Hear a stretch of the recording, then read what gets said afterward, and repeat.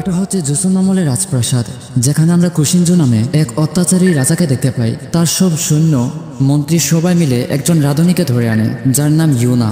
তারা ইউনাকে উদ্দেশ্য করে বলে, মহামান্য রাজা, আপনার এই রাঁধুনিকে মৃত্যুদণ্ড দেওয়া উচিত। কেন? কারণ ইউনা রাজাকে ব্র্যান্ড নিউ সস দিয়ে তক্কবকি খাইয়েছে। বলে রাখি, ইউনা টাইম ট্রাভেল করে 2025 সাল থেকে চলে এসেছে 1400 সালে। রাজা কুশিনজো তখন বলে, এই মহিলা আমাকে গত রাতে এক অদ্ভুত খাবার খাইয়েছে। কুশিনজো তারপর তরবারি বের করে বলে, তাই আমি আদেশ দিচ্ছি অবিলম্বে। ইউনা ভেবেছিল হয়তো বলবে ফাঁসি দিয়ে তাকে বুড়িগঙ্গায় ভাসিয়ে দাও, কিন্তু কুশিনজো বলে, আমি আদেশ দিচ্ছি এই মহিলাকে দেশের জাতীয় রাঁধুনি হিসাবে নিযুক্ত করা হোক। সমস্ত মন্ত্রীদের মাথার ঘিলু যেন কাজ করা বন্ধ করে দিল। কুশিনজো বলেই গেল, এই মহিলা প্রতিদিন এখন থেকে আমার জন্য রান্না করবে। এটা বলে কুশিনজো তার বাঁধন খুলে দেয়। ইউনা তারপর আমাদের বলে, আপনারা হয়তো বিশ্বাস করবেন না, আমি 2025 সাল থেকে 1400 সালে এসে গেছি। আমি এখন আপনাদের বলবো কিভাবে এই মানকাচিপা এসে আমি আটকে গেলাম। ফ্ল্যাশব্যাক হয় আর আমরা দেখি 2025 সালে আজকের এই দিনে ছিল প্যারিসের একটি বিখ্যাত রান্নার প্রতিযোগিতা, যেখানে ইউনা অংশগ্রহণ করেছিল। কিন্তু হুট করে তার চুলাটা নষ্ট হয়ে যায়। তাই বলে ইউনা থেমে থাকে না, সে ওখানকার খড়কুটো দিয়ে আগুন ধরিয়ে সেখানেই রান্না করতে থাকে। সময় দেওয়া হয় মাত্র 4 মিনিট। ইউনা খুব দক্ষভাবে এর ভেতরে তার খাবার বানিয়ে ফেলে। বিচারকরা তার খাবার যেভাবে খায় মনে হবে তারা 3 মাস যাবৎ অনাহারে ভুগছে। ইউনা বলে, আমার খাবারটা হচ্ছে হরিণের মাংস দিয়ে বানানো এক ধরনের ডেজার্ট। পরে ঘোষণা আসে 3 মাস ব্যাপী এই প্রতিযোগিতার এখন ফলাফল ঘোষণা করা হবে। যে জিতবে সে পাবে 1 লাখ ইউরো। সেই পুরস্কারটা পায় ইউনা। তার এই আনন্দকে সে প্যারিসের আইফেল টাওয়ারের পাশে বসে উপভোগ করে। সেই সময় আমরা ইউনার ল্যাপটপে একটা নিউজ দেখতে পাই, যেটার বাংলা অনুবাদ ছিল, প্যারিসে দীর্ঘ 370 বছর পর আজ একটি পূর্ণ সূর্যগ্রহণ দেখা যাবে। ইউনার বাবা তাকে ফোন দিয়ে বলেন, যদি তুমি প্লেনে থাকো তাহলে তুমি সূর্যগ্রহণ দেখতে পারবে। তার বাবা আরও বলেন, ইউনা আসার সময় আমার জন্য একটা বই আনতে হবে, জোসন আমলের একটা ঐতিহাসিক রেকর্ড। ইউনা তারপর প্লেনে উঠে তাকে ক্রু এসে বেশ কিছু খাবার দেয়। সে বুদ্ধি করে বনগুলো তার পকেটে ঢুকিয়ে ফেলে, এই ভেবে যে এটা সে পরে খাবে। তারপর সে সামনে চিংড়ির একটা ডিশ দেখে খুশিতে বাকবাকুম হয়ে যায় আর পকেট থেকে সস বের করে খেতে লাগে। ভাইরে ভাই, যে পকেটে সস নিয়ে ঘুরে সে যে কত বড় রাঁধুনি। সেই সময় তাদের প্লেনের ক্যাপ্টেন বলেন, লেডিস এন্ড জেন্টলম্যান, আপনারা যদি এই মুহূর্তে আপনাদের জানালার দিকে তাকান তাহলে আজকের জন্য স্পেশাল সূর্যগ্রহণ দেখতে পারবেন। সবাই যখন ব্যস্ত হয়ে ফটো তুলছিল তখন এক ভদ্রলোক একটা জুস ইউনার কুলে ফেলে বলে, ও মাই গড, আই এম সরি। ইউনা তারপর বাথরুমে চলে আসে, দেখতে পায় এই বেড়া তার বাবার জন্য আনা বইগুলো একদম নষ্ট করে ফেলেছে। ইউনা একটু অবাক হয়, কারণ বইয়ের নাম ছিল আত্মা একটা খাবারের নামে নাম। সে আগ্রহ নিয়ে সেটা খুলে আর ফিসফিস করে বলে, আরে এটা তো দেখছি খাবারের বই। কিন্তু সে যখন শেষ পৃষ্ঠায় পড়ে দেখে ওখানে লেখা, আমার প্রিয়তম, যখনই তুমি এটা পড়বে তখনই যেন আমার কাছে ফিরে চলে এসো। ইউনা মনে মনে ভাবে, কিরে আগের আমলে লোকেরা কি রোমান্স জানতো? তখনই বইটা জলমল করে ওঠে, সূর্যকে কালো অন্ধকার গ্রাস করে ফেলে। ইউনা তখন হাওয়ায় ভাসতে থাকে। যখনই পরিপূর্ণভাবে সূর্যগ্রহণ হয় তখনই সে ওই বইয়ের ভেতরে হারিয়ে যায়। সাথে সাথে সে চলে আসে জোসন আমলে। সে ওখানে যে জায়গাটায় পড়ে আত্মে সেটা ছিল হরিণের ফাঁদ।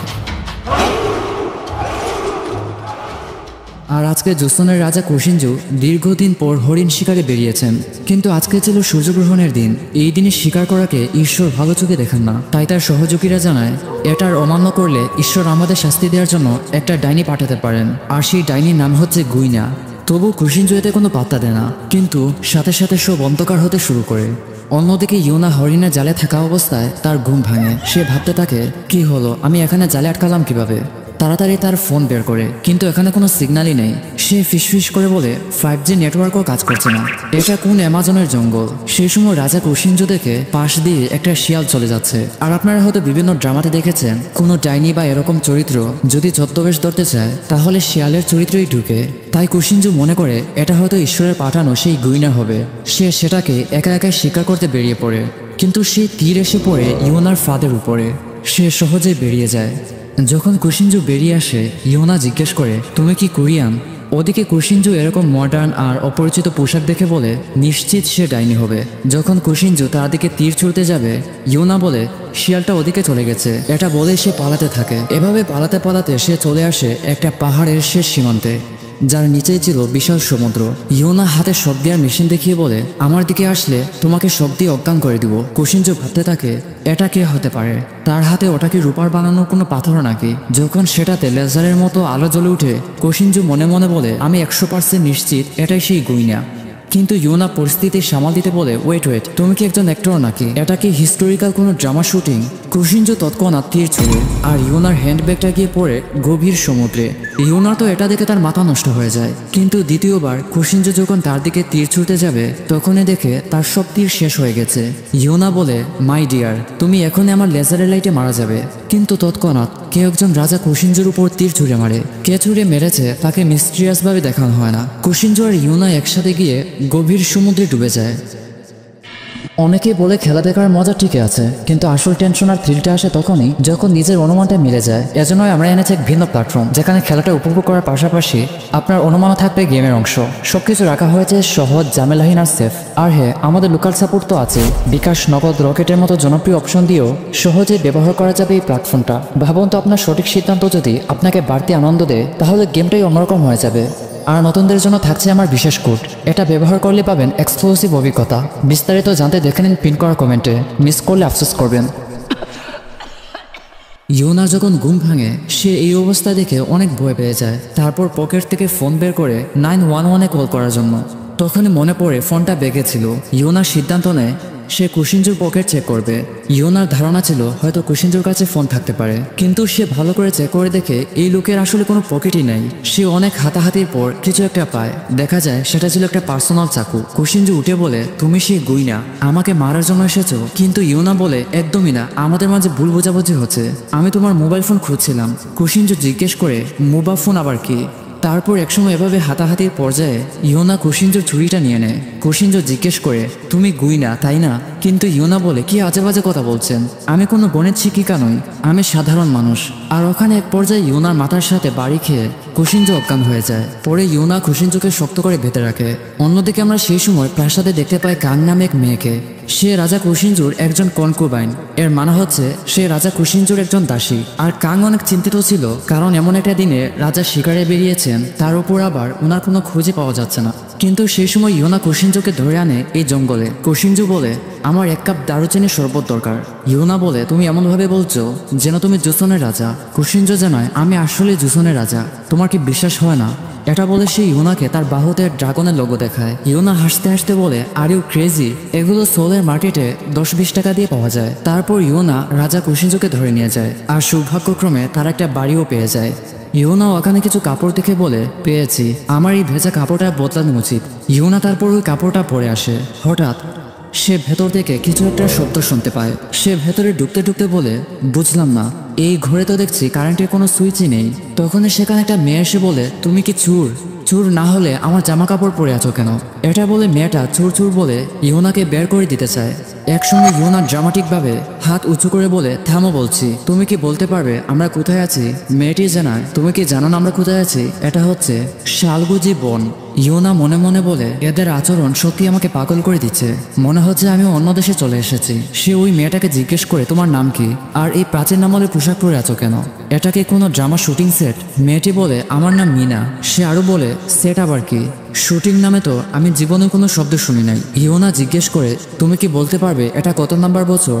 মেয়েটি বলে, দাঁড়াও বলছি, গত বছর কালো ভেড়ার বছর, এবছর হলো নীল বানরের বছর। ইউনা মনে মনে বলে, এরা বছর গণনা করার জন্য পশু পাখির নাম ব্যবহার করছে। ইউনা বুঝার জন্য বলে, আচ্ছা আমাকে বলতে পারবে সুপারমার্কেটটা কোথায়? মিনা বলে, সুপার। ইউনা বসে পড়ে এবং বুঝে যায় সে আসলে জুসুন আমলে চলে এসেছে। তারপর ইউনা খিদা লেগে গেলে সে মিনার সাথে মিলে সেখানে রান্না করতে শুরু করে। বিশেষ করে সে তার পকেট থেকে সেই সস বের করে। তারপর সে ওখানে এমনভাবে রান্না করে তাকে দেখে তো মিনা একদমই অবাক হয়ে যায়। ইউনা কুশিনজোর মুখে এসে বলে, করো। সে যখন খাবারটা খায় কুশিনজোর প্রচন্ড জাল লেগে যায়। সে বলে, গুইনা তুমি কি সত্যি আমাকে খুন করার চেষ্টা করছো? ইউনা বলে, আরে কি বলতেছো? তারপর ইউনা খেয়ে বলে, সস দিয়ে বানিয়েছি, তাই খেতেও সুস্বাদু হয়েছে। তারপর মিনা টেস্ট করে দেখে আর হাঁপাতে হাঁপাতে বলে, তুমি এটা বানিয়েছো, জালে আমি মরে যাচ্ছি। ইউনা বলে, ওকে ওকে, সবগুলো আমি একাই খাবো। মিনা তখন জানায়, থামো, এটা খেতে জাল হলেও আসলে সুস্বাদু। তারপর এটা বলে তারা দুজনের সব খাবার সাফ করে দেয়। শেষে ইউনা কুশিনজোর জন্য এক লুকমা দেয়। দেখা যায় সেও সেটা আগ্রহ নিয়ে খায় আর ইউনা কুশিনজোকে ঘুম পাড়িয়ে দেয়। মিনা বলে, তুমি তো দেখছো অনেক ভালো মেয়ে, স্বামীর যত্ন নিতে পারো। ইউনা বলে, আরে আরে, তুমি কি এতক্ষণ এটাই ভাবছিলে? তোমাকে পরে বুঝিয়ে বলবো। আগে চলো আমার হ্যান্ডব্যাগটা খুঁজতে হবে। এটা বলে তারা পাহাড়ের দিকে যেতে লাগে। অন্যদিকে কুশিনজোর সব সৈন্যরা রাজাকে খুঁজতে খুঁজতে আসল জায়গায় এসে পড়ে। কুশিনজো তারপর ঘোষণা করে, সবাই আমার কথা মনোযোগ দিয়ে শোনো, পাশে একটা ডাইনি আছে, সে আমাকে অপমান করেছে, তাকে সবাই মনোযোগ দিয়ে খোঁজো। ইয়োনা তখন হাত পা ধুতে ধুতে মিনাকে জিজ্ঞেস করে, তুমি ওই ঘরের ভেতরে লুকিয়ে লুকিয়ে থাকো কেন? মিনা জানায়, আরে জোসনার রাজা আমাদের দেখলে প্রাসাদে ধরে নিয়ে যাবে। ইয়োনা তখন বলে, তুমি হয়তো সত্য বলেছ, এটা জোসনা বলে রাজারা করত। মিনা হাসতে হাসতে বলে, আরে তুমি কি বলছো? জোসনে না থাকলে তুমি এখন কোথায় আছো? ইউনা তখন হঠাৎ চিৎকার করে উঠে আর হাসি মুখে বলে, আরে ওখানে দেখো কত মানুষ। সে ইশারা দিয়ে কুশিনজোর লোকদেরকে ডেকে আনে। মিনা বলে, আরে তুমি কি পাগল নাকি? এই মুহূর্তে বাছাই পর্ব চলছে, দেখো না কত মেয়েকে ধরে নিয়ে যাচ্ছে। তখন এক সৈন্য এসে বলে, তোমরা এখানে কি করছো? পরে ইউনাদেরকে কারাগারে ঢুকিয়ে রাখে।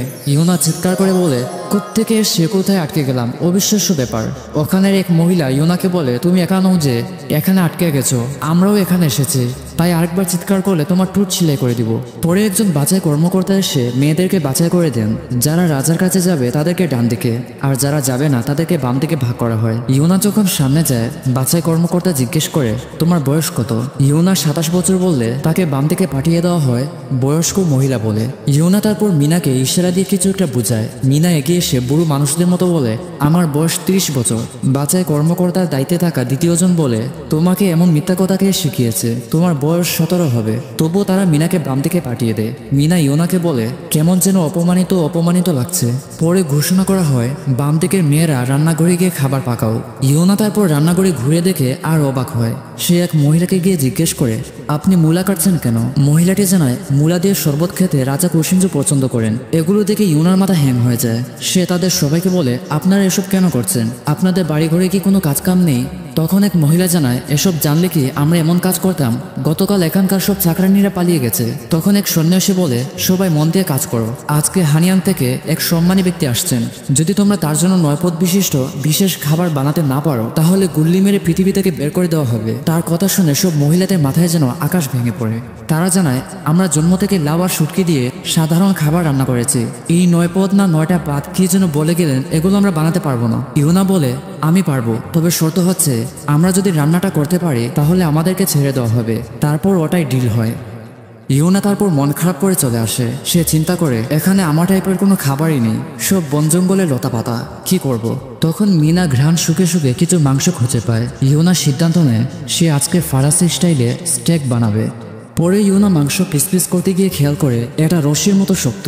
ইউনা তখন মনে পড়ে তার বাবা তাকে একটা বই দিয়েছিলেন যেখানে লেখা ছিল কিভাবে শক্ত মাংস নরম করতে হয়। ইউনা মিনাকে বলে, হাঞ্চি নামে একটা দামি কাগজ আনো। ইউনা তারপর তেল দিয়ে নরম করে মাংসটা কাটে। তারপর সে ওই কাগজে মুড়িয়ে সে মাংসটা অতিরিক্ত গরম পানিতে না দিয়ে 56 ডিগ্রি সেলসিয়াস তাপমাত্রার পানিতে ছেড়ে দেয়। ইউনা তখন বলে, যদি মাংস গরম পানিতে বেশি সময় ডুবানো হয় তাহলে মাংসের মায়োসিন নামে একটা প্রোটিন ভেঙে যায়, আর এই প্রোটিনটা ভেঙে যাওয়ার কারণে মাংসটা দ্রুত নরম হতে থাকে। পরে ইউনা যখন নরম মাংসটা দেখায়, সবাই অবাক হয়ে বলে, আরে এটা তো দেখছি অস্থির হয়েছে।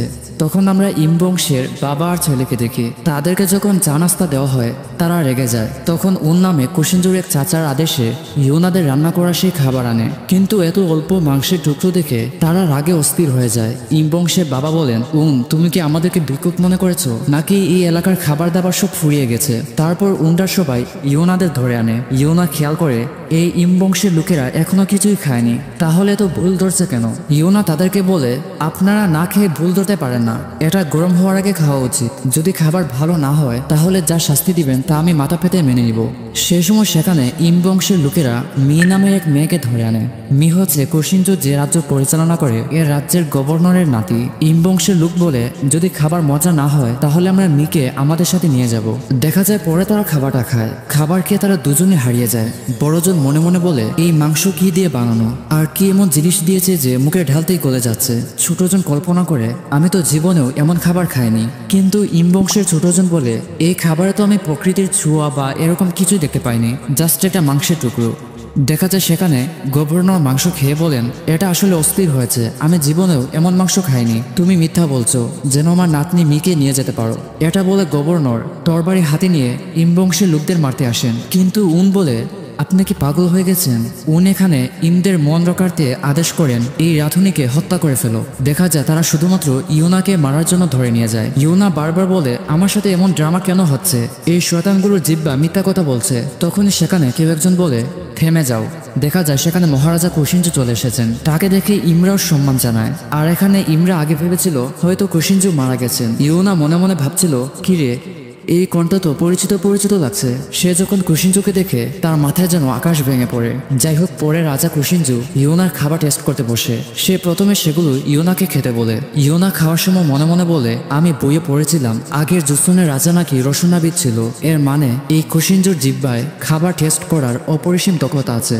আশা করি সে ওই বদমাসদের মতো বলবে না যে খাবারের কোনো প্রকৃতির ছোঁয়া পায়নি। তারপর কুশিঞ্জু যখন সেটা মুখে দেয়, দেখা যায় স্বাদে তার হাতের লুমগুলো দাঁড়িয়ে যায়। সে মনে মনে ভাবে একটা মাংস কিভাবে এত নরম হতে পারে। আর কুশিঞ্জু এখানে এই মাংস খেয়ে এত বেশি আনন্দিত হয় যে হয়তো সে বিয়ে করলেও এত আনন্দ পেত না।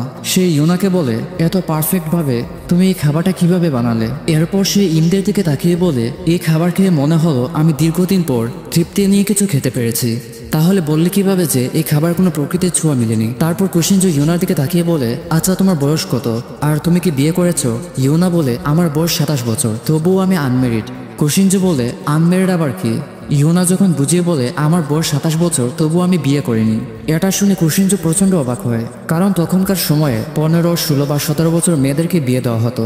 যাই হোক, কুশিঞ্জু ইউনাকে বিদায় করে দেয়। আর সে গভর্নরের নাতিকে তার রুমে পাঠাতে বলে। কিন্তু গভর্নর বলেন আপনি এত নিষ্ঠুর কিভাবে হতে পারেন?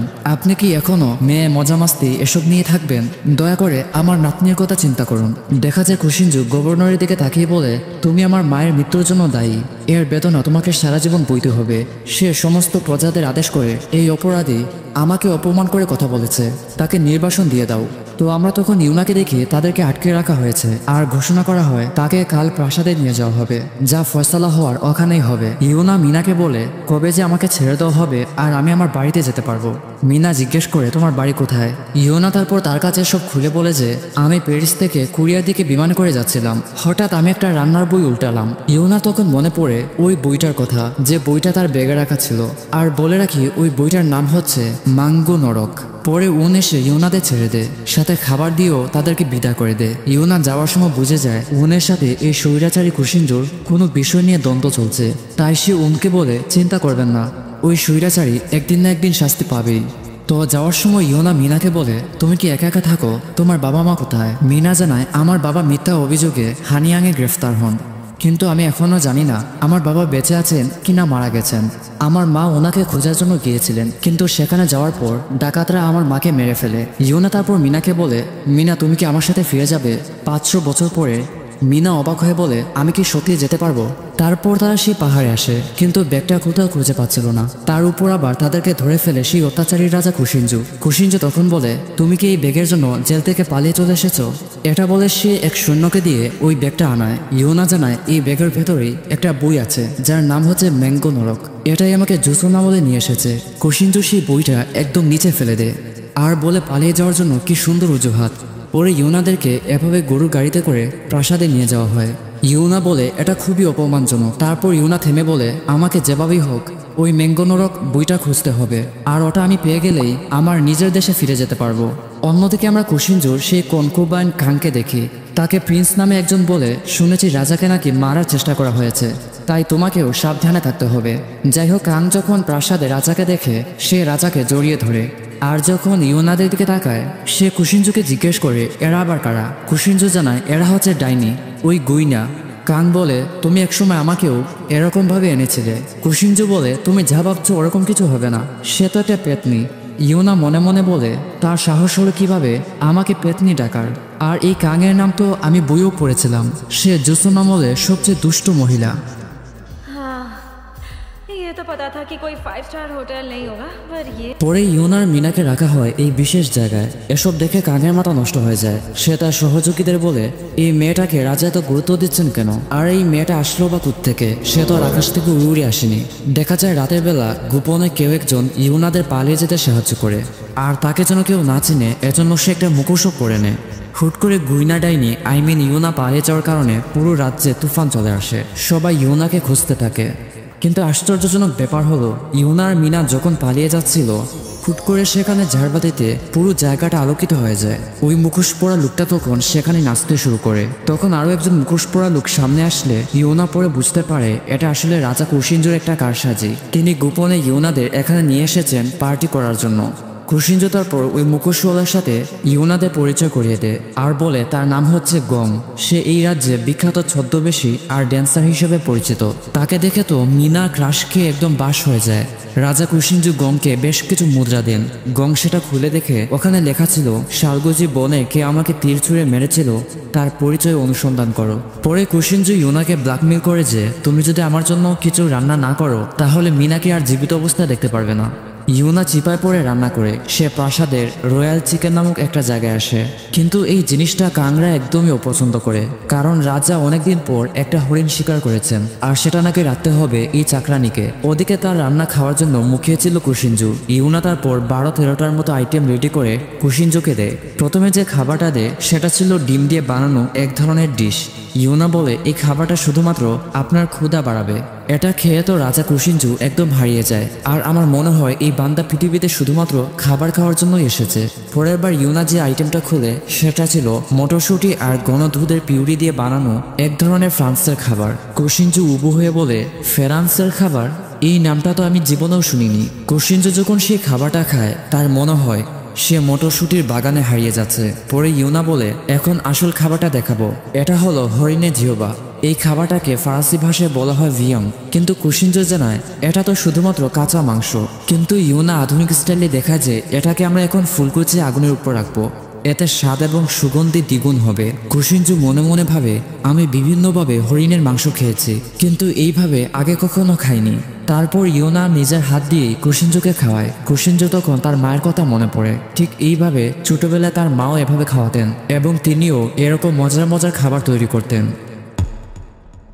সে সময় আমরা কাংকে দেখতে পাই সে রাজার কাছে যেতে চাইছে, কিন্তু রয়্যাল কিচেনের প্রধান তাকে যেতে নিষেধ করেন। এর ফাঁকে কাং দেখে ফেলে রাজা যে হাস্যোজ্জ্বল মুখে ইউনার সাথে বসে বসে খাবার খাচ্ছেন। কাং তখনও ভেতরে ঢুকতে চায়, কিন্তু কুশিনজো ভেতর থেকে বলে, আমি আগেও বলছিলাম এখানে কেউ আসতে পারবে না। কাং তারপর ফুসফুস করে সেখান থেকে চলে যায়। ওদিকে আমরা ইম বংশের ছোটজনকে দেখি। তারা রাজা আসার পর থেকে এখানে বসবাস করতে শুরু করেছে। সে এসে ইউনাকে হুমকি দেয় যে যদি তুমি রাজার কাছে ঘেঁষো তাহলে ওই কাং নামে মহিলা তোমাকে মেরেও ফেলতে পারে, তাই তোমার কি উচিত না নিজের রাস্তা মাপা? ইউনা বলে, ওকে আমি ওনার কাছে ঘেঁষবো না, তবে আমার একটা শর্ত আছে, আমার হ্যান্ডব্যাগটা খুঁজে দিতে হবে। ব্যাগ নাম শুনে ইম কিছু বুঝতে পারে না। সে বলে, বাঘ আবার কি? ইউনা তারপর কায়দা করে বুঝায়, আরে যেটা বকলতলার নিচে রাখা হয় এরকম লম্বা। ইম বলে, ও আচ্ছা তুমি থলির কথা বলতেছো। ইউনা বলে, হ্যাঁ থলি। আমার ওই থলিটা শালগুজি বনে হারিয়ে গেছে, ওটা পেলেই এই জায়গা থেকে আমি চলে যাব। আর এখানে ভাই ইউনা এই প্রাসাদে টিকতে গিয়ে কি পরিমাণে ঝামেলায় পড়ে। সে একবার একটা পাতিল উল্টে দেখে সেখানে সাপ রাখা। সে চিৎকার করে উঠলে দেখা যায় মিনা সেটাকে খুব ইজিলি ভাবে ধরে ফেলে আর বলে, এটা তো সামান্য একটা সাপ, তাহলে ভয় পাচ্ছ কেন? আরেকবার ইউনা খেয়াল করে সামনে শত শত তেলাপোকা রাখা। সে চিৎকার করলে মিনা তারপর তেলাপোকাদের সাথে সেখানে ফুটবল খেলতে শুরু করে। পরে দেখা যায় এগুলো ইউনাকে ভয় দেখানোর জন্য বা তাড়িয়ে দেওয়ার জন্য কাং এগুলো করছে। তো এরপর ইউনা আর মিনা থাকার জন্য তাদের কারাগারে ফিরে আসে এবং কাউকে বলতে হয় না, তারা নিজেরাই হাত কড়া লাগিয়ে সেখানে ঘুমিয়ে পড়ে। পরের দিন প্রাসাদে ইম এসে বলে, আপনি রাষ্ট্রসভায় বেশ কয়েকদিন ধরে যাচ্ছেন না, সারাদিন প্রাসাদেই থাকেন। তাই বেশ কিছু মন্ত্রীরা নারাজ হয়েছেন এবং তাদের পদত্যাগও জমা দিয়েছেন। শুধু তাই না, তারা গভর্নর এবং গভর্নরের নাতি মীর জন্য দুঃখ প্রকাশও করেছেন। তারপর কুশিনজো সভায় গেলে সব মন্ত্রীরা তাকে অনুরোধ করে গভর্নরকে ফিরিয়ে আনা হোক এবং ওই ডাইনি রাধুনিকে ফাঁসি দেওয়া হোক। পরে সবাই রয়্যাল কিচেন থেকে ইউনাকে ধরে আনে এবং কুশিনজো সবাইকে বলে, এই মহিলা গতকাল আমাকে এক অদ্ভুত খাবার খাইয়েছে, তাই আমি আদেশ দিচ্ছি অবিলম্বে তাকে রয়্যাল কিচেনের প্রধান রাঁধুনি হিসাবে নিযুক্ত করা হোক। তারপর কুশিনজো ইউনাকে বলে, তবে তুমি যদি একই খাবার বারবার রান্না করো তাহলে তোমাকে মৃত্যুদণ্ডও দেওয়া যেতে পারে। এরপর ইউনা আর মিনাদের একটা পার্সোনাল রুমও দেওয়া হয়। এগুলো পেয়ে তারা অসম্ভব খুশি হয়ে যায়। বিশেষ করে পরের দিন রয়্যাল কিচেন থেকে তাদেরকে সুন্দর একটি পোশাকও দেওয়া হয়। ইউনা যখন রয়্যাল কিচেনের দিকে যায় সব কর্মচারীরা হিংসা করে মাংসগুলো লুকিয়ে ফেলে। ওদিকে কাং সহ্য করতে না পেরে রাজমাতা কুশিনজোর দাদু যিনি তাকে গিয়ে সব খুলে বলে। কুশিনজোর দাদু বলেন, তার এত সাহস হলো কিভাবে, আমি দেখবো। তখন কাং একটা পরামর্শ দেয়, আমরা আনুষ্ঠানিকভাবে যদি তার খাবার টেস্ট করি বা পরীক্ষা করি তাহলে কেমন হবে? ফেল করলে তাকে আমরা বের করে দিতে পারবো। পরে রাজমাতা ইউনাকে ডেকে আনেন। তিনি জানান শুধু শুধু বিভিন্ন কায়দা করে যদি রাজাকে মুক্ত করো তাহলে এর মূল্য তোমাকে চুকাতে হবে। আমরা একটা অনুষ্ঠান করব। যদি তুমি ফালতু ফালতু খাবার দিয়ে রাজাকে ঠকাও তাহলে তোমার হাত আর জিহ্বা কাটা হবে। অন্যদিকে রাজা কুশিনজো একটা নথিপত্র খুঁজে পেয়েছেন। একজন লোক তার প্রাসাদে খুব তাড়াতাড়ি আসবে, যেখানে লেখা ছিল আপনার মায়ের মৃত্যুর রহস্য খুব তাড়াতাড়ি জানতে পারবেন। সেখানে তখন ইম প্রবেশ করে আর কুশিনজোকে জানায় রাজমাতা ইউনাকে দিয়ে একটা খাবারের প্রতিযোগিতা করতে যাচ্ছেন, সাথে আরো 2 রাঁধুনির সাথেও। ইম আরো বলে ইউনা যদি হেরে যায় তাহলে তার 2 হাতও কাটা পড়বে। কিন্তু কুশিনজো একটু অবাক হয়। সে জানে যে রাজমাতার খাবার দাবারের প্রতি কোনো আগ্রহই নেই, তাহলে তিনি এসব কেন করছেন? তখন ইম জানায় যে আমার ধারণা সব কাঙের কাজ, আমি তাকে ওই ঘরে বসতে দেখেছি। অবশেষে ধুমধাম করে সেই প্রতিযোগিতার আয়োজন করা হয়। সব টেবিল, রান্নার সরঞ্জাম সবকিছু এনে রাখা হয় উঠোনের মধ্যে। আর কাং আর রাজমাতারও তাদের আসনে গিয়ে বসে পড়েন। সেখানে তখন ড্রামাটিকভাবে কুশিনজো এসে হাজির হয়। রাজমাতা বলেন বেটা, শুনেছি এই ডাইনি নাকি রয়্যাল কিচেনের প্রধান বনে গেছে, তাই একটা প্রতিযোগিতার আয়োজন করলাম তার দক্ষতা টেস্ট করার জন্য। সেখানে তখন কুশিনজো ঘোষণা করে সবাই ধ্যান দিয়ে শোনো, এই প্রতিযোগিতায় ডাইনি যদি হেরে যায় তাহলে তার হাত কাটা যাবে, আর সে যদি জিতে যায় তাহলে অন্য রাঁধুনিরও হাত কাটতে হবে। এটা শুনে যেন ওই 2 প্রতিযোগীর মাথায় আকাশ ভেঙে পড়ে। তারপর কুশিনজো আদেশ করে এবার তাহলে 2 পাটি ছুরি নিয়ে এসো। এটা দেখে তো ইউনা প্রচণ্ড ভয় পেয়ে যায়। রাজা কুশিনজো তখন ইউনার দিকে তাকিয়ে মনে মনে বলে তুমি যদি সত্যি ভবিষ্যৎ থেকে এসে থাকো তাহলে নতুন একটি পদ রান্না করে সবাইকে চমকে দাও। পরের পর্বে ইউনা খাবার রান্না করতে গিয়ে অনেক ঝামেলায় পড়ে। বাকি যে 2জন প্রতিযোগী আছে এরা আগে আগে সব মোরগ, বড় মাছ আর শাকসবজি নিয়ে নেয়। ইউনার ভাগ্যে কিছু আটা, ময়দা আর পালং শাক জুটে। ইউনার মনে পড়ে 5 মিনিট আগে রাজমাতা ঘোষণা দিয়েছেন আজকের রান্নার প্রতিযোগিতার বিষয় হলো পিতামাতার প্রতি কর্তব্য। তোমরা যাই রান্না করো না কেন শেষে বুঝিয়ে দিতে হবে যে এই খাবার কেন পিতামাতার জন্য বানানো হয়েছে। অন্যদিকে মন্ত্রীরা আলোচনা করছিল আমরা রাজার কাছে এই ডাইনির ফাঁসি কামনা করেছি, কিন্তু তিনি তাকে বানিয়ে দিয়েছেন প্রধান রাঁধুনি। এখন নাকি আবার প্রতিযোগিতা না কি যেন হাবিজাবি করছেন, তাই আমাদের উচিত এই মেয়েটাকে মেরে ফেলা। অন্যদিকে ইউনার রান্না দেখে কাংরা একটু হতাশ হয়। সে ডিম, আটা, পালং শাক সবকিছু একসাথে মিশিয়ে এমন কিছু বানাচ্ছে যা তারা আগে কখনো দেখিনি। কিন্তু কাংরা অনেক খুশি হয়ে যায়, কারণ প্রতিযোগী নাম্বার 2কে দেখে মনে হচ্ছে সে উমান্ডু বানাচ্ছে, যেটা পূর্বের এক দাওয়াতে রাজমাতা এই খাবারের প্রশংসা করেছিলেন। আর প্রতিযোগী নাম্বার 2কে দেখে মনে হচ্ছে সে বিখ্যাত ইয়ংবুটাং বানাচ্ছে। ইউনার তখন মনে পড়ে একটু আগে রয়্যাল কিচেনের প্রধান তাকে বলেছিলেন অনেক বছর আগে রাজমাতা যখন প্রথম এই রাজমহল এসেছিলেন তখন উনি অনেক ক্ষুধার্ত ছিলেন, আর উনার মা উনাকে তুপ্পু নামে পালং শাক দিয়ে একটা স্যুপ খাইয়েছিলেন। আমার মনে হয় উনি এই খাবারটা এখনো মিস করছেন। ইউনার ওই স্যুপটা বানাতে গিয়ে কিছু গরম পানির প্রয়োজন হয়, কিন্তু সব কর্মচারীরা তাকে ধরে ফেলে এবং কাংরা জানায় তাহলে এই ডাইনিটা ভয় পেয়ে পালিয়ে যাচ্ছে। পরে ইউনা মিনাকে ওই পানিটা আনতে পাঠিয়ে দেয়। মিনা বলে জাস্ট 1 মিনিট অপেক্ষা করো, এক্ষুনি আনছি। তখন কাং তার সহযোগীকে ইশারা দিয়ে কিছু একটা বুঝায়। মিনা যখন গরম পানি নিয়ে দৌড়ে আসছিল তখন ওই সহযোগী তাকে ধাক্কা দিয়ে সিঁড়ি থেকে ফেলে দেয়। তারপর সে তার চুল থেকে ধারালো কিছু একটা বের করে। অন্যদিকে ইউনা ভাবছিল মিনা এখনো আসছে না কেন। সে সময় কাংরা বলে যে প্রতিযোগী নাম্বার 2কে দেখো, সে খুব সুন্দর করে উমান্ডু তৈরি করছে, দেখে মনে হচ্ছে সে কোনো শাহী দাওয়াতের প্লেট সাজাচ্ছে। কিন্তু প্রতিযোগী নাম্বার 3কে দেখো, ওই ডাইনি পালং শাকে চিনি জাতীয় কিছু একটা দিয়েছে, সে কি পাগল হয়ে গেছে? তখন রাজা কুশিনজো মনে মনে বলে আশা করি সে নতুন কোনো আইটেম রান্না করছে। তখনই সময়ের একটা ঘন্টা পুড়তে পুড়তে মাটিতে পড়ে যায়। সেই সময় হাঁপাতে হাঁপাতে উপস্থিত হয় মিনা। মিনার কপালে এই আঘাতের চিহ্ন দেখে ইউনা অনেক ভয় পেয়ে যায়। মিনা বলে আমি পরে খুলে বলবো, আগে তুমি রান্না করো। অবশেষে 30 মিনিট পর সবার রান্না বন্ধ করতে ঘোষণা করা হয়। সর্বপ্রথম পরিবেশন করা হয় প্রতিযোগী নাম্বার 1 এর উমান্ডু খাবার। সেটা খেয়ে রাজমাতার কাংরা অনেক প্রশংসা করে। প্রতিযোগী বলে আমি জাপানিজ মাছের পাতলা নরম অংশ দিয়ে এই খাবারটা বানিয়েছি। এমনকি কুশিনজোও বলে মনে হচ্ছে এটা ময়দা আর গরম মাংসের মশলা মিশানো হয়েছে, হয়তো ভাজা কুমড়াও দেওয়া হয়েছে। যাই হোক এটা ভালো ছিল, কিন্তু এটা নতুন কোনো আইটেম না, আমরা এটা প্রায় খাই।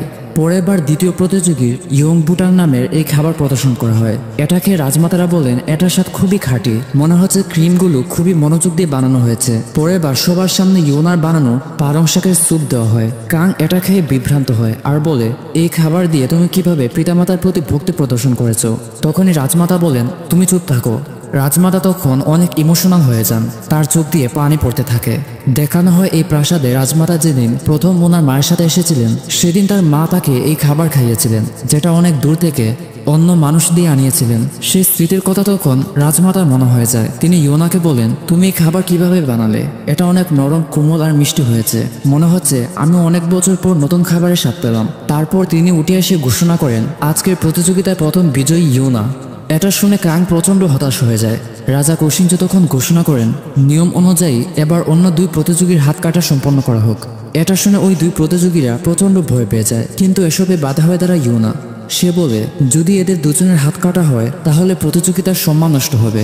আর আজকের প্রতিযোগিতার বিষয় ছিল পিতামাতার প্রতি সম্মান প্রদর্শন। চিন্তা করুন, রাজমাতা এদের খাবারের কারণে দীর্ঘদিন ধরে সুস্থ অবস্থায় বেঁচে আছেন। পরে ইউনার জন্য রাজা এদেরকে ছেড়ে দেয়। কুশিঞ্জু তারপর প্রাসাদের দিকে যাচ্ছিল। হঠাৎ মনে পড়ে ইম তাকে গতকাল বলেছিল, আমি শুনেছি এই প্রতিযোগিতা নাকি কাং আয়োজন করতে চাচ্ছেন। রাজা ঘোষণা করেন, কাং বর্তমানে যেখানে আছেন আমাকে সেখানে নিয়ে যাও। পরে দেখা যায় ইউনা আর অন্য 2 প্রতিযোগীরা রয়্যাল কিচেনে ফিরে আসে। তাকে তো ওই 2 প্রতিযোগী অনেক সম্মান দেখায়, এমনকি ইউনাও তাদের আদেশ করে আমার জন্য পানি এনে দাও। পরে ইউনা মিনাকে জিজ্ঞেস করে, তোমার মাথায় এই আঘাত লাগলো কিভাবে? মিনা বলে, আমি তো শুধু তোমার কথা অনুযায়ী গরম পানি আনতে যাচ্ছিলাম। হঠাৎ কেউ একজন আমাকে ধাক্কা দিল আর আমি টাস করে মাটিতে পড়ে গেলাম, কিন্তু আমি তার মুখ দেখিনি। তবে হঠাৎই কেউ একজন আমাকে এসে বাঁচিয়ে নিল। তুমি কি জানতে চাও সেটা কে ছিল? সেই ড্যান্সার গং। মিনা তারপর বলে, আমি কিভাবে যেন ওই জোকারটার প্রেমে পড়ে গেছি। ওকে আমরা এদের প্রেম প্রীতি পরে দেখবো। অন্যদিকে কান তার সহযোগীকে বলে, এই মেয়ে সাধারণ কোনো মেয়ে না, নিশ্চিত সে কোনো গুপ্তচর হবে। সে সময় সেখানে কুশিঞ্জু আসে। কানকে সে বলে, তোমার সাহস হলো কিভাবে তাকে নিয়ে সন্দেহ করার? কান রাজাকে বলে, আমি আপনাকে নিয়ে অনেক চিন্তিত ছিলাম, আপনার মায়ের মৃত্যুর রহস্য নিয়ে, কিন্তু আপনি এসব খাবার দাবার আর ডাইনি নিয়ে বেহুদা কাজ করছেন। রাজা কুশিঞ্জু ধমক দিয়ে বলেন, তোমার সাহস হলো কিভাবে তাকে ডাইনি ডাকার? আর তুমি কখনো আমার সামনে আমার মায়ের মৃত্যু নিয়ে কিছু বলবে না। তুমি আমার আশা ভঙ্গ করে ফেলেছ। কুশিঞ্জুর মায়ের কথা মনে পড়লে সেখানে তার মাথা করতে শুরু করে। কান তাকে ওষুধ এনে দিলে সে সেটাও ফেলে দেয়। অন্যদিকে ইম এসে রাজদরবার থেকে বেশ কিছু গয়না ইউনাকে দেয়। ইউনা সেগুলো দেখে বলে, না ভাই, আমার এসব লাগবে না। ইম বলে, নিয়ে যাও, মহারাজা তোমাকে এগুলো পছন্দ করে দিয়েছেন। ইউনা বলে যে, না ভাই, আমার এসব লাগবে না, আমি রাজার সাথে কোনো ফ্লার্ট করিনি। তাহলে তিনি কেন আমাকে পছন্দ করে এসব দিবেন? ইম একটু অবাক হয়, কারণ সে জীবনেও ফ্লার্ট নামে কোনো শব্দ শুনেনি। ইম উঠে বলে, যত যাই হোক তোমার ভালোর জন্য বলতেছি, রাজাকে খুশি করো তোমার ফ্লার্ট দিয়ে। ইউনা তারপর রাতের বেলা রয়্যাল কিচেনে ফিরে আসে। আজকে সে রাঁধুনি হওয়ার পর প্রথমবারের মতো রাজার জন্য কিছু রান্না করবে। তখনই কেউ একজন এসে বলে, খারাপ খবর আছে, রাজার আজকে পুরনো স্মৃতি মনে পড়েছে, তাই আমি নিশ্চিত আজ খাবার সময় কেউ একজন মারা পড়বে। তাই ইউনা সবাইকে বলে, আজকে রাতে আমরা এমন কিছু রান্না করব যা খেলে রাজা শান্ত হতে পারেন। তারপর সে অনেক সময় নিয়ে সে একটা পাস্তা বানায়। এরকম খাবার দেখে রয়্যাল কিচেনের সমস্ত রাঁধুনিদের মাথা ঘুরে যায়। ইউনরা কুশিঞ্জু রুমে এসে দেখে সে রাগে জিনিসপত্র ভেঙে রুমের যাইতাই অবস্থা করে ফেলেছে। রাঁধুনিরা খাবার রাখলে কুশিঞ্জু আদেশ করে, সবাই চলে যাও। ইউনাও যখন বেরিয়ে যাবে সে ইউনাকে থামিয়ে ফেলে। সে বলে, তোমার চুলের নীলফিতা বলে দিচ্ছে তুমি এখানকার প্রধান শেফ, তাই এখানে থেকে যাও। কুশিঞ্জু জিজ্ঞেস করে, তো আজ তুমি আমার জন্য কি বানিয়েছো? ইউনা বলে, মহারাজা, আজ যে খাবারটা বানিয়েছে সেটা হচ্ছে ইতালিয়ান পাস্তা, এটাকে পাস্তা বলে। কিন্তু কুশিঞ্জু বলে, কি বললে? আবার বলো। খাবারের নাম ইতালিয়ান বস্তা? জীবনে প্রথম শুনলাম। ইউনা জানায়, আরে না না, এটা ইতালিয়ান পাস্তা, এটাকে পাস্তা বলে। রাজা বলে, ওকে ওকে, এবার খাবার চেখে দেখো। ইউনা তারপর খাবার খেয়ে দেখায় যে এখানে 2 নাম্বার কিছু মিশানো হয়নি। তারপর ইউনা খাবার তুলে কুশিঞ্জুকে দেয়। সে খাবারটা খাওয়ার সময় ভাবে যে, কিরে, এই খাবারে এত অদ্ভুত রকমের স্বাদ এলো কোত্থেকে? তারপর সে ওখানে একশ্বাসে সব খেতে লাগে এবং সব সাফ করে ফেলে। কুশিঞ্জু বলে, তুমি এই রান্না কোথায় শিখলে? ইউনা বলে, বাবার কাছ থেকে, হয়তো তিনি এখনো আমাকে খুঁজছেন। জবাবে কুশিঞ্জু হাসি মুখে জানায়, তুমি যে এই জুসন রাজার শাহী রয়্যাল চিকেনের প্রধান শেফ, এটা জানলে তোমার বাবা খুশি হবেন। আমি কি ওনাকে চিঠি পাঠাবো? ইউনা বলে, আমি কতবার বললে আপনি বিশ্বাস করবেন যে আমি এ যুগের না, আমি ভবিষ্যৎ থেকে এসেছি। ওই আমার হ্যান্ডব্যাগটা দেখলে আপনি বুঝতে পারবেন, ওখানে আমার পাসপোর্ট রাখা আছে। কুশিঞ্জু তো আর পাসপোর্ট চিনে না, তবে সে বলে, ওকে, আমি আমার সৈন্যদের দিয়ে তোমার ওই হ্যান্ডব্যাগটা আনিয়ে দিব। ইউনা জানায়, ওই ব্যাগে আমার একটা বই আছে যেটার নাম মেঙ্গু নরক, ওই বইটাই আমাকে এখানে নিয়ে এসেছে। কুশিঞ্জু ইউনার প্রত্যেকটা কথাতেই অবাক হয়। ইউনা চলে গেলে সে একটা নোটবুকের ভেতরে ইউনার বলা প্রত্যেকটা কথা লিখে রাখে, আর সে নোটবুকের উপরে নামটা লিখে মেঙ্গু নরক। তো বর্তমানে এক সৈন্য এসে কুশিঞ্জুকে বলে, বলে, আপনার চাচা উত্তরা 10 নং গেট থেকে নিখোঁজ হয়ে গেছেন। শুধুমাত্র রাস্তায় ওনার এই লোকেটা পেয়েছি। ধারণা করা হচ্ছে গোপনে কেউ আমাদের মারার পরিকল্পনা করছে। কুশিনজু তারপর বারান্দায় দাঁড়িয়ে তার মায়ের কথা স্মরণ করে। সে অনেক দুঃখে ছিল। রয়্যাল কিচেনের প্রধান এসে বলেন, রাজা আপনার জন্য কি ড্রিঙ্কস এনে দিব আর হালকা কিছু নাস্তা? ইউনা তখন ঘুমাচ্ছিল। হঠাৎ সে প্রধানের ডাক শুনে। তারপর সাধারণ কিছু খাবার বানিয়ে সে কুশিনজুর সামনে দেয়। কুশিনজু তখন মাতাল হয়ে একদম কাটাল হয়ে গিয়েছিল। কুশিনজু তারপর ইউনাকে টান দিয়ে তার পাশে শুয়ে দেয়। ইউনা তখন উঠে চলে যায়। রাজা তাকে আবারও তার কাছে রেখে দেয় আর বলে, উঠে চলে যেও না, আমার পাশে থেকো। ইউনা দেখে রাজার চোখ দিয়ে লবণাক্ত পানি ঝরছে। ইউনা মনে মনে বলে, এই বান্দার মতলব কি এখন, আর সে কাঁদছে কেন? কিন্তু কুশিনজু তাকে সেখানে কিস করে ফেলে এবং এখানে রোমান্টিক একটা দৃশ্য তৈরি হয়। তো দিনের বেলা দেখা যায় ইউনা এভাবে পুরো রাত ধরে শুটকির উপর নিজের রাগ ঝাড়ছে। ওদিকে এমন আওয়াজ শুনে ওই দুই প্রতিযোগীর একজন বলে, মনে হচ্ছে কোনো ড্যান্স পার্টি হচ্ছে আর ঢুল বাজানো হচ্ছে, চলো আমরা মহারাজার জন্য নাস্তা বানাই। কিন্তু তারা যখন ইউনাকে এমন অবস্থা দেখে, ইউনা তাদের দিকে আগুনের মতো তাকায়। সে যখন গতকাল রাতের কথা চিন্তা করে, সেভাবে আমি কি ওই ঝামেলাবাজের জন্য খাবার রান্না করব? পরে সে রাজাকে শুটকি বুটকি দিয়ে এমন খাবার দেয়, এটা খেয়ে রাজা একটু বিভ্রান্ত হয়। সে জিজ্ঞেস করে, আদৌ কাল রাতে কিছু হয়েছিল? ইউনা রাগ দেখিয়ে বলে, তুমি আসলে একটা ঝামেলাবাজ রাজা, আমি তোমাকে স্পষ্ট করে বলি, তুমি মোটেও আমার টাইপের নও। কিন্তু কুশিনজু আমার টাইপ বলতে কি জিনিস সেটা একদমই বুঝে না। পরে রয়্যাল কিচেনের প্রধান এসে রাজাকে বলে, আসলে আপনি গতকাল রাতে মদ্যপান অবস্থায় তার ঠোঁটে চুমু খেয়েছেন। এটা শুনে কুশিনজুর মাথা ঘুরে যায়। পরে ইউনা বিড়বিড় করে বলে, তার সাহস হলো কিভাবে? আমি যদি 2025 সালে থাকতাম তাহলে তার নামে আমি হাইকোর্টে মামলা করতাম। সেখানে তখন গং এসে হাজির হয়। ইউনা জিজ্ঞেস করে, তুমি আবার কে? গং যখন হালকা করে ড্যান্স দেখায় তখন ইউনার মনে পড়ে। সে বলে, ও তুমি ওই সেই রাতের জুকার। গং জানায়, হ্যাঁ, তবে আমি জুকার নই, আমার নাম গং, আর সেই দিন রাতে ভয় দেখানোর জন্য আমি দুঃখিত। ইউনা তারপর গলায় ভাব এনে বলে, তাহলে আমি তোমাকে কিছু কথা শোনাই। আমি বর্তমানে জোসন রাজার প্রধান রাঁধুনি। গং জানায়, আচ্ছা, মনে হয় আমি ভয় পেলাম। গং তারপর বলে, আচ্ছা, ওই কাজের মেয়েটা কি ভালো আছে? মিনা না কি যেন নাম? ইউনার তখন মিনার কথা মনে পড়ে। ইউনা তারপর বলে, আচ্ছা, তুমি কি আমাকে বলতে পারবে ওটা কে ছিল? গং জানায়, আমি তাকে দেখার আগে পালিয়ে গেল, তবে রাজমাতাদের সঙ্গে যে সকল মহিলারা থাকেন তার পোশাক ওই মহিলাদের মতো ছিল। গং তারপর এভাবে উড়ে উড়ে চলে যায়। ইউনা মনে মনে বলে, আসলে এই জায়গাটা খুবই অদ্ভুত। সেই সময় আমরা গংকে দেখি। সে আসলে ওই দিন কাঙের সহযোগী যখন পালিয়ে যাচ্ছিল তখন ভুল করে তার অস্ত্রটা মাটিতে পড়ে যায়। গং এগিয়ে এসে সেটা তুলে নেয় এবং সত্যি কথা বলতে সে আসলে ওরকম একটা জিনিস বা এরকম একটা অস্ত্র খুঁজছিল। কারণ অনেক বছর আগে তার বড় বোনকে এই প্রাসাদে পাঠানো হয়েছিল, কিন্তু তাকে ফিরতে হয়েছে লাশ হয়ে। ওই দিন গং তার বোনের হাতে ঠিক এরকমই একটা অস্ত্র খুঁজে পায়, যেটা আসলে চুলের কাটা নামে পরিচিত। তো গং বর্তমানে কল্পনা করে, আমি যদি ওই রাধুনির সাথে থাকি তাহলে আমার বোনের মৃত্যুর রহস্য খুব তাড়াতাড়ি জানতে পারবো। ওদিকে রাজা কুশিনজু ইমের সাথে আলোচনা করছিলেন। ইম জানায়, আপনি গত রাতে মাতাল অবস্থায়। ইম মুখ দিয়ে বলতে পারে না, তাই সে ট্রুথ দিয়ে দেখায়। কুশিনজু বলে, ওই মহিলাকে আমি ভুল করে কিস করলাম। এটা ঠিক আছে, জোসনের রাজা তাকে কিস করেছেন, এটা তার সৌভাগ্য, কিন্তু সে মুখে সবসময় গুমরা করে রাখে কেন? ইম পরামর্শ দেয়, রাজা আপনি যদি তাকে কিছু উপহার দেন তাহলে সে খুশি হতে পারে। কুশিনজু জানায়, কি উপহার দিব? চুলের কাটা, আংটি? ইম বলে, আরে না না, সে আসলে কি পছন্দ করে সেটা খুঁজতে হবে, কিন্তু সে কি পছন্দ করে তা তো আমরা জানি না। এজন্য বলা হয় নারীরা কিসে আটকায় তা নারী ছাড়া কেউ বুঝতে পারে না। ওদিকে কুশিনজুকে মন্ত্রীরা জানায়, হানিয়াং থেকে আমাদের পণ্য খাবার দাবার পাঠানোর পরিমাণ কমিয়ে দেওয়া হয়েছে, তাই আমাদের উচিত কাউকে সেখানে পাঠানো। অপরদিকে আমরা প্রিন্সকে দেখতে পাই। আমরা তার নাম হয়তো আগেও বলেছি, উনি রাজার চাচাতো ভাই। তো প্রিন্স একজন মন্ত্রীকে বলছিল, তুমি আমার অনুমতি ছাড়া শালগুজি বনে রাজাকে মারতে খুনি পাঠালে কেন?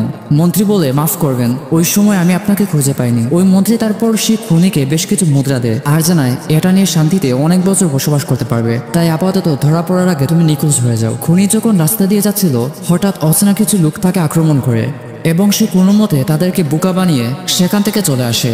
আর আমরা জানতে পারি আত্মে ওই খুনি ছিল সেই জুকার ড্যান্সার গং। অপরদিকে খবর পড়ে যায় প্রিন্স তাকে রাজপ্রাসাদে একটা দাওয়াতে আসছেন। রয়্যাল কিচেনের একজন এসে ইউনাকে সেটা জানায় এবং তাকে তাজা কিছু মাংস দিয়ে বলে ওনার জন্য ভালো করে খাবার রান্না করো। ওদিকে রাজার কঙ্কুবাইন কাংও পরামর্শ করে এবার সে শুধু ইউনাকে রাখতে দিবে না, সেও রাজার জন্য কিছু বানাবে। তো দেখা যায় সে তার সহযোগী মহিলাকে দিয়ে বেশ কিছু খাবারের লিস্ট এনে দেয় রয়্যাল কিচেনের একজন শেফকে। তার নাম হচ্ছে শেফ মিয়ং। শেফ মিয়ং জানায়, ঠিক আছে, কাং যা যা তালিকা দিয়েছেন আমি সেগুলো বানাবো। সে সময় আমরা দেখতে পাই প্রিন্স এসেছেন রাজার কাছে। তিনি রাজাকে বলেন, আপনার স্বাস্থ্য কেমন যাচ্ছে? কুশিনজুর ব্যক্তিগত ডক্টর বলে ওনার পেট কয়েকদিন ধরে খারাপ যাচ্ছে, তাই ওনার উচিত ঠান্ডা জাতীয় খাবার না খাওয়া। ওদিকে তখন খাবার নিয়ে ঢুকে ইউনা এবং ইউনার বিপরীতে থাকা কাং। ইউনাকে দেখে প্রিন্স বলেন, তোমার সম্পর্কে আমি অনেক গুজব শুনেছি, অবশেষে তোমার সাথে দেখা হয়ে ভালো লাগলো। পরে সবার সামনে সর্বপ্রথম কাংয়ের রান্না করা খাবার প্রদর্শন করা হয়, কিন্তু ওই খাবারটা দেখে রাজা বলেন, আমাকে নিষেধ করা হয়েছে ঠান্ডা কিছু না খেতে, যাই হোক তবুও তোমার মন রক্ষার্থে আমি খাচ্ছি। কিন্তু রাজা কাংয়ের খাবার খেয়ে হালকা হতাশ হয় আর বলে, তুমি যে আইটেমগুলো রান্না করেছো সবগুলোই তো মুরগি দিয়ে বানানো, কোনো ভিন্নতা নেই। তারপর সবার সামনে আনা হয় ইউনার খাবার। ইউনা বলে, আজকের যে আইটেম আমি রান্না করেছি সেটার নাম বিফ স্নিক জেল। কিন্তু এটার উচ্চারণ প্রিন্স কি বলেন তিনি নিজেও জানেন না। ইউনা বলে, স্নিক জেল তৈরি করতে হলে মাংসের টুকরো পাতলা না হওয়া পর্যন্ত পিষে নিন, তারপর সেগুলো ভালো করে তেলে ভেজে নিন, মিষ্টি এবং টক সস ডুবিয়ে খেলে এর স্বাদ দ্বিগুণ হয়ে যায়। কাং তখন মনে মনে বলে, আবারও অদ্ভুত রকমের খাবার। প্রিন্স জিজ্ঞেস করেন, উপরে দুধের মতো যে তরলটা এটা কি? ইউনা জানায়, এটাকে বলা হয় টার্টার সস। এটা মিষ্টি আর টকও বটে, কিন্তু আপনি যদি মিষ্টির স্বাদে নিতে চান তাহলে স্ট্রবেরি সসে ডুবিয়ে খেতে পারেন। প্রিন্স আর রাজা কোশিনজু তারপর মাংসটাকে ডুবিয়ে খায় এবং সেটা খেয়ে তারা কোন দুনিয়ায় হারিয়ে যায় হয়তো তারা নিজেরাও জানে না। প্রিন্স বলেন, এটার স্বাদ সত্যি আশ্চর্যজনক। তারপর এটা খেয়ে রাজা কোশিনজু বলে, এটা বাহির থেকে শক্ত হলেও ভেতরে মুচমুচে। তারপর প্রিন্স আর রাজারা সব খাবার সাফ করে ফেলেন। প্রিন্স তখন কাংকে বলেন, যাই হোক আপনার খাবারও কোনো অংশে কম ছিল না, তো আপনি কি পুরস্কার চান? কিন্তু কাং বলে, আমি শুধু রাজা আর আপনার সুস্বাস্থ্য কামনা করি, আর কিছুই না। যখন ইউনাকে বলা হয় তখন কোশিনজুর ইমের কথা মনে পড়ে যায়। সে তাকে বলেছিল, ইউনা কি পছন্দ করে তা তো আমরা জানি না, তাই আমরা তাকে যা তা উপহার দিতে পারি না। কিন্তু এখানে ইউনা কি বলবে কি বলবে না এসব নিয়ে দ্বন্দ্বে হারিয়ে যায়। সে একবার ভাবে যে তার হ্যান্ডব্যাগের কথা বলবে, কিন্তু পরের বার ভাবে এটা বললে তাকে সবাই পাগল বলতে পারে, তাই সে শুধু বলে, আমার কিছু সবজি চাই। রয়্যাল কিচেনের অধিকাংশ সবজি ফুরিয়ে গেছে। জবাবে প্রিন্স জানান, ওকে, আমি তোমার জন্য এখানে বস্তা বস্তা সবজি পাঠিয়ে দিব।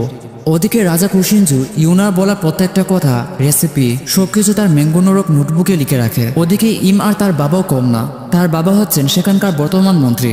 তারা ভেতরে ভেতরে পরিকল্পনা করছিল কিভাবে এই রাজাকে সরিয়ে আমরা সেখানে বসতে পারি। তাই ইম বলে, আমি যদি শেফ ইউনাকে দিয়ে রাজার সব তথ্য পরিকল্পনা সংগ্রহ করি তাহলে কেমন হবে? আর আমি জানি যে ইউনা ইতিমধ্যে তার হ্যান্ডব্যাগটা খুঁজছে, সে সেটা পেলেও একদম গলে যাবে। এক ফ্ল্যাশব্যাকে দেখানো হয় ইম একদিন শালগজি বনে গিয়ে ইউনা সেই ব্যাগটা উদ্ধার করে। সে প্রথমে তার পাসপোর্ট দেখে একটু অবাক হয়, তারপর সে যখন সে পাসপোর্টটা ওপেন করে এবং ইউনার এই ছবিটা দেখে ইম তো একদম ভূত দেখার মতো চমকে ওঠে। ইম তার বাবাকে বলে সেখানে অদ্ভুত সব জিনিসে ভরা ছিল। পরে ইম এসে রাজাকে সেই ইউনার ব্যাগটা দিয়ে বলে, আপনি যদি ইউনাকে এই ব্যাগটা গিফট করেন তাহলে সে সবচেয়ে বেশি খুশি হতে পারে। ইম আরও জানায়, হানিয়াং থেকে যে আমাদের আটা গম পাঠানো বন্ধ করে দেওয়া হয়েছে, তাই আমরা হানিয়াংয়ের রাষ্ট্রপতিকে আমাদের রাজ্যে আসার জন্য আমন্ত্রণ জানিয়েছি। তিনি ইতিমধ্যে হয়তো এসে গেছেন। তো এর পরের দেশে আমরা হানিয়াংয়ের রাষ্ট্রপতিকে দেখি। তাকে এখানে খাবার দাবার দিয়ে মন খুশি করা হবে যেন তিনি তার দেশের গম আটা এসব জুসনে বিক্রি করতে পাঠান। কিন্তু বর্তমানে রাষ্ট্রপতি জুসনের খাবারকে অবজ্ঞা করেন এবং তার সাথে থাকা 3 জন স্পেশাল লোকদের দিয়ে খাবার পাকান এবং সেই খাবারই হানিয়াংয়ের রাষ্ট্রপতি খান।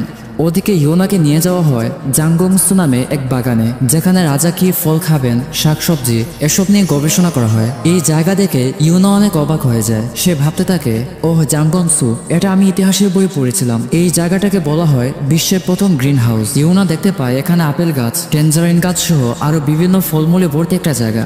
সেখানে তখন রাজা কোশিনজু এসে বলেন, তুমি চাইলেই এই জায়গাটা ব্যবহার করতে পারো। যদি তোমার রান্নায় কোনো শাকসবজি বা ফল দরকার হয় তাহলে এখানে আসতে পারো। তারপর কোশিনজু একটা মরিচ গাছের সামনে এসে বলে, এই জায়গাটা হলো বিষাক্ত জায়গা, আমরা এই গাছকে বলি বিষ গাছ। কিন্তু ইউনার মনে হলো অনেক অনেক দিন পর সে মরিচ গাছ দেখেছে। ইউনা সেটা থেকে ঝাঁপ দিয়ে উঠে। ইউনা মনে মনে বলে, এখন আমি চাইলে মরিচের গুঁড়ো বানাতে পারি। এটা বলে সে মরিচ খেয়ে দেখায় আর জিজ্ঞেস করে, তুমি এটা কোথায় পেলে? কোশিনজু তো ভয় পেয়ে বলতে থাকে, বেশ কয়েক বছর আগে আমরা এক জাহাজ ডুবিগ্রস্ত এক এশিয়ান নাগরিককে উদ্ধার করেছিলাম। তারা আমাদের কৃতজ্ঞতা স্বরূপ এই গাছটা দিল। কিন্তু এটা যে সেই বিষ গাছ, আমরা যদি আগে জানতে পারতাম তাহলে তাকে ধরে সেখানে মেরে ফেলতাম। ইউনা তো লাফিয়ে উঠে বলে, রাজা তুমি বুঝতেছো না, এটা আমাদের অসামান্য উপহার। কোশিনজু তারপর ইউনার ব্যাগ দেখিয়ে বলে, তাহলে এটাকে তুমি কি বলবে? আমি আসার সময় এটা খুঁজে পেয়েছি। এটা পেয়ে তো ইউনা রাজাকে জড়িয়ে ধরে, কিন্তু দেখা যায় কোশিনজু নার্ভাস হয়ে যায় এবং সেখান থেকে পালাতে শুরু করে। ইউনা তারপর তার ব্যাগ খুলে, কিন্তু অবাক হয়ে দেখে এর ভেতরে তার মূল্যবান মোবাইল ফোন এমনকি সেই ম্যাঙ্গোনোর বই এসব কিছুই নেই, সব উদা হয়ে গেছে। পরে ইম জানায়, মহারাজা যখন আমি বইটা পেয়েছি তখন এর ভেতরে কোনো বই ছিল না। ইউনা বলে, আমি 100% শিওর এটার ভেতরে ছিল বইটা। যদি তুমি নিয়ে থাকো তাহলে আমাকে দিয়ে দাও। তুমি কি এটা চুরি করেছো? ইম জানায়, কি আবোল তাবোল কথা বলছেন, আমি এটা চুরি করব কেন? পরে ইউনা বলে, কথা এটা না, দেখো আমার ব্যাগে লিপস্টিক, পাসপোর্ট, ব্যাগ সব কিছু আছে, কিন্তু বইটা যাবে কোথায়? তারপর কুশিনজু জানায়, ঠিক আছে আমি সালগোজি বনে লোক পাঠাবো, যদি তারা খুঁজে না পায় তাহলে আমি সারা দেশে ঘোষণা করব এটা যে খুঁজে পাবে আমি তাকে শত শত মুদ্রা দিব। ইউনা তারপর রয়্যাল কিচেনে ফিরে আসে এবং সেখানে মদ খেয়ে মাতাল হয়ে যায়। সে সেখানে গান গাইতে শুরু করে। তার গানের বাংলা অর্থ ছিল, আমার ম্যাঙ্গো নরক বইটা গেল কোথায়। পরে ইউনা হানিয়াংয়ের রাষ্ট্রপতির জন্য কিছু জলখাবার পরিবেশন করে। মূলত ওই রাষ্ট্রপতি জুসনের খাবারকে ঘৃণা করে, তাই সে এখানকার খাবার খাচ্ছে না। রাজা কোনো মতে চাইছেন এই লোকের মন যেন ভালো হয়ে যায় এবং আমাদের দেশে গম পাঠায়, না হলে সবাইকে না খেয়ে মরতে হবে। এমনকি দেশের সবাই অনাহারে ভুগলে তারা তাদের সম্পত্তি বাজারে বিক্রি করতে একবারও ভাববে না। তো বর্তমানে ইউনা তাদের সামনে জলখাবার হিসাবে কিছু বিস্কুট রাখে। ওই রাষ্ট্রপতির সাথে থাকা 3 জন লোক বিস্কুটগুলো নেয়। এই 3 জনই হানিয়াংয়ের প্রধান রাঁধুনি এবং তাদেরকে বলা হয় 3 তারকা। দেখা যায় তারা এই খাবার খেয়ে মনে মনে ভাবে, এই খাবার তো আমরা জীবনেও খাইনি। পরে হানিয়াংয়ের রাষ্ট্রপতি খেলেও সে ম্যাজিকে হারিয়ে যায়। রাষ্ট্রপতি বলে, এটা ভালো ছিল, তবুও আমার 3 তারকার কাছে এগুলো কিছুই না। পরে সিদ্ধান্ত হয় এই 3 তারকার সাথে ইউনাদের একটা রান্নার যুদ্ধ হবে। যদি ইউনারা জিতে যায় তাহলে হানিয়াং থেকে জুসনের মানুষদের জন্য গম আর আটা পাঠানো হবে।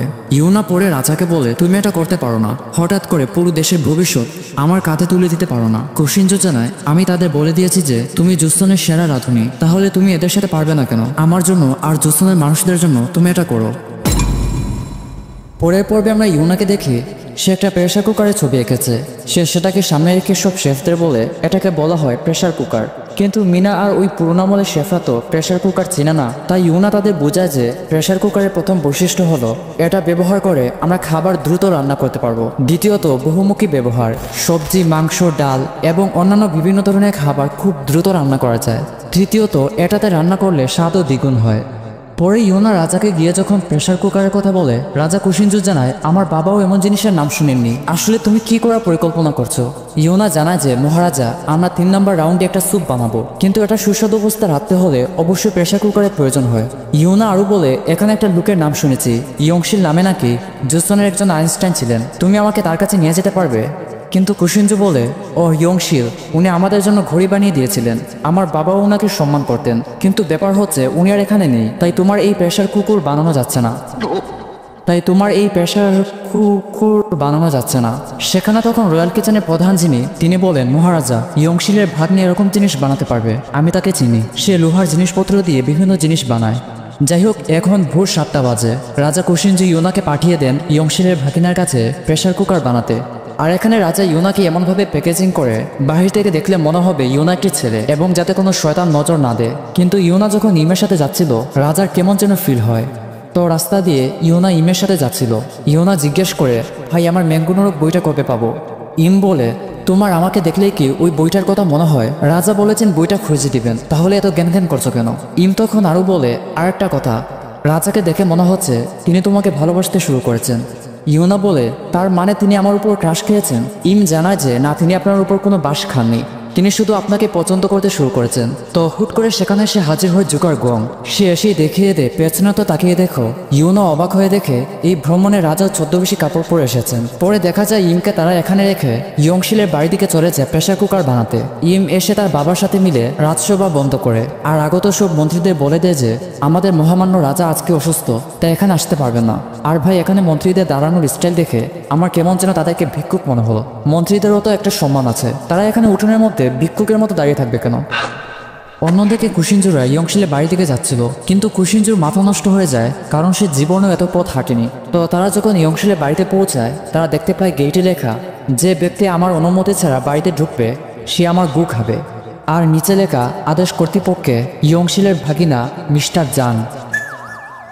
এটা দেখে তো কুশিনজুর মাথা নষ্ট হয়ে যায়। সে সেখানে ভাষণ দিতে থাকে যে এজন্য বলা হয় অদ্ভুত ব্যক্তিরা কখনো মানুষ হয় না, তাদেরকে শিক্ষা দিতে হয়। সে এটা বলে দরজা খুলে দেয়। আর আমরা দেখতে পাই এই আইনস্টাইনের বাড়িটা এমনভাবে সাজানো হয়েছে, যদি কেউ দরজা খুলে বাড়িতে ঢুকে তাহলে এই গরিবের পারমাণবিক বোমা তার উপর গিয়ে পড়বে। ইউনা তাদের হন্তদন্ত হয়ে দেখিয়ে দেয় যে আরে রাজা, খেয়াল করে দেখো, ওটা জ্বলতে জ্বলতে একদম নিঃশেষ হয়ে যাচ্ছে। আর যখনই ওই আগুনটা নিঃশেষ হয়ে যায় তাদের উপর একটা বড় ধরনের বিস্ফোরণ ঘটে। কিন্তু পরে জানা যায় যে এগুলো আসলে নাকি ভাত ছিল, নরম ভাত, যেটাকে আমাদের ভাষায় বলি মুড়ি। অবশেষে আমরা সেই আইনস্টাইনকে দেখতে পাই। এটাই হয়তো জুসনের প্রথমবারের মতো মুড়ি আবিষ্কার করা। কিন্তু এটা খেয়ে জাং একটু হতাশ হয় আর মনে মনে বলে কি গু বানাইছি, এবং সেখানে একটা গালি দিয়ে কুশিনজু এগিয়ে এসে বলে তোমার সাহস হলো কিভাবে আমার সামনে এসব অসভ্য কথা বলার। কিন্তু জাং বলে দেখে তো আপনাকে রাজা মনে হয় না, আপনি কি জুসনের কোনো মেম্বার নাকি? কিন্তু এসব কথা ইয়োনা তোয়াক্কা না করে জাংয়ের সেই যন্ত্র দেখে বলে বাপরে বাপ, এখানে তাপ এবং চাপ ব্যবহার করে ভাত ফুটানোর মেশিনও আছে, হয়তো এই লোকটাই পারবে আমার জন্য প্রেসার কুকার বানিয়ে দিতে। তাই ইয়োনা গলায় ভাব এনে বলে হোয়াটসঅ্যাপ মিস্টার জাং, আমি জোসন রাজার প্রধান রাঁধুনি বলছি। জাং বলেছে হ্যাঁ তোমাকে ওরকমই চাকরানির মতো লাগছে, আর তুমি পুরুষদের কাপড় পরে আছো কেন? ইয়োনা বলে যে আসলে আপনি বিশ্বাস করবেন কিনা জানি না, আমরা আসলে রাজমহল থেকে এসেছি, এটি জাতির ভবিষ্যৎ ভালোর জন্যই, আশা করি আপনি বুঝতে পেরেছেন। জাং তখন উত্তর দেয় জাতির ভবিষ্যৎ না কসুর ডিম, এগুলো সব রাজার উপর ছেড়ে দিন, তিনি যা ইচ্ছা করবেন। কিন্তু তোমরা মেম্বার চাকর আমার দরজা কেন? কুশিনজো তখন প্রচণ্ড রাগান্বিত হয়ে বলে এখনো সময় আছে, তোমাকে হত্যার আদেশ দেওয়ার আগে লাইনে ফিরে আসো। পরে কুশিনজোরা বেরিয়ে যায়। ইয়োনা গেটের কাছাকাছি এসে থেমে যায়। সে জাংকে বলে আমি তোমাকে বলতে যাচ্ছিলাম কিভাবে এই মুড়িগুলো সুস্বাদু করতে হয়, তার আগে আমাদের বের করে দিলে। জাং লুফাতো দৃষ্টিতে তাকিয়ে বলে তুমি কি সত্যি বলতে পারবে এগুলো কিভাবে সুস্বাদু বানাতে হয়? তারপর ইয়োনা কিছু চিনি দিয়ে বলে পরের বার এগুলো মুড়ির সাথে মিশাবেন। দেখা যায় জাং সেগুলো মিশালে সত্যি এটার স্বাদ অন্যরকম হয়ে যায়। ইয়োনা গেট থেকে বলে স্যার স্বাদটা কেমন ছিল? জাং তার পুটলি সরিয়ে জিজ্ঞেস করে তুমি এখনো আমার বাড়ি থেকে যাওনি? ইয়োনা জানা যে আমি তো খালি হাতে যেতে পারি না। জাং উঠে এসে বলে চিনি এটাকে সুস্বাদু করে তোলে, কিন্তু আমি এই মেশিনটা বানিয়েছিলাম যেন ভাতকে দ্বিগুণ করে মানুষকে ঠকাতে পারি। কিন্তু এখন যদি আমি মুড়ি বানাতে গিয়ে আমার এত চিনির দরকার হয়, তাহলে আমি এই গাদা গাদা চিনি পাবো কোথায়? ইয়োনা সহজভাবে জানায় এজন্যই আমার আপনাকে আর আপনার আমাকে প্রয়োজন। ভেবে দেখুন, জুসন যদি এই প্রতিযোগিতায় জিতে যায় তাহলে তারা হানিয়াং থেকে অনেক কম দামে চিনি আমদানি করতে পারবে, আর আপনি এই চিনিগুলো পেলে সুন্দরভাবে মুড়ি কাস্টমাইজ করে বাজারে বিক্রি করতে পারবেন। তো ওদিকে আমরা কাংকে দেখতে পাই, সে তার সহযোগীকে বলছিল রাজা এটা কিভাবে করতে পারলেন, এমন সময়ে তিনি কিভাবে ওই চাকরানিকে নিয়ে ভ্রমণে বেরিয়ে গেলেন। আর এখানে কথাবার্তার এক পর্যায়ে কাং জানতে পারে রাজার সাথে ওই গংও যাচ্ছে, কিন্তু কাং আসলে গংকে চেনে না। তখন এই সহযোগী জানায় আরে ওই যে জুকাটা তার বড় বোন আমাদের এখানে মারা গিয়েছিল, আমার মনে হচ্ছে সে তার বড় বোনের মৃত্যুর রহস্য খুঁজছে। কিন্তু কাং চিন্তিত হয়ে বলে ও আচ্ছা, এর জন্য সে লুকিয়ে লুকিয়ে থাকে।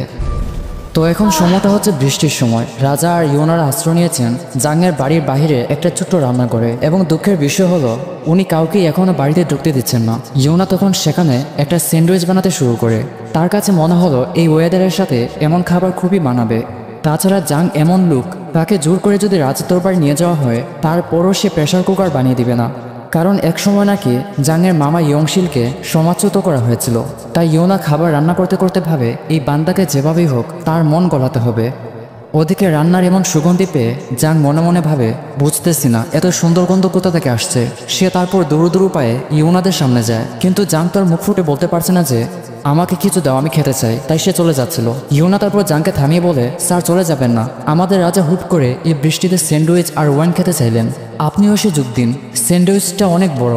কিন্তু কুশিনজো উঠে বলে এত নাটক দেখানোর মানে হয় না, সে খাইলে খাক না খাইলে মুড়ি বানাক, তাতে আমাদের কিছু যায় আসে না।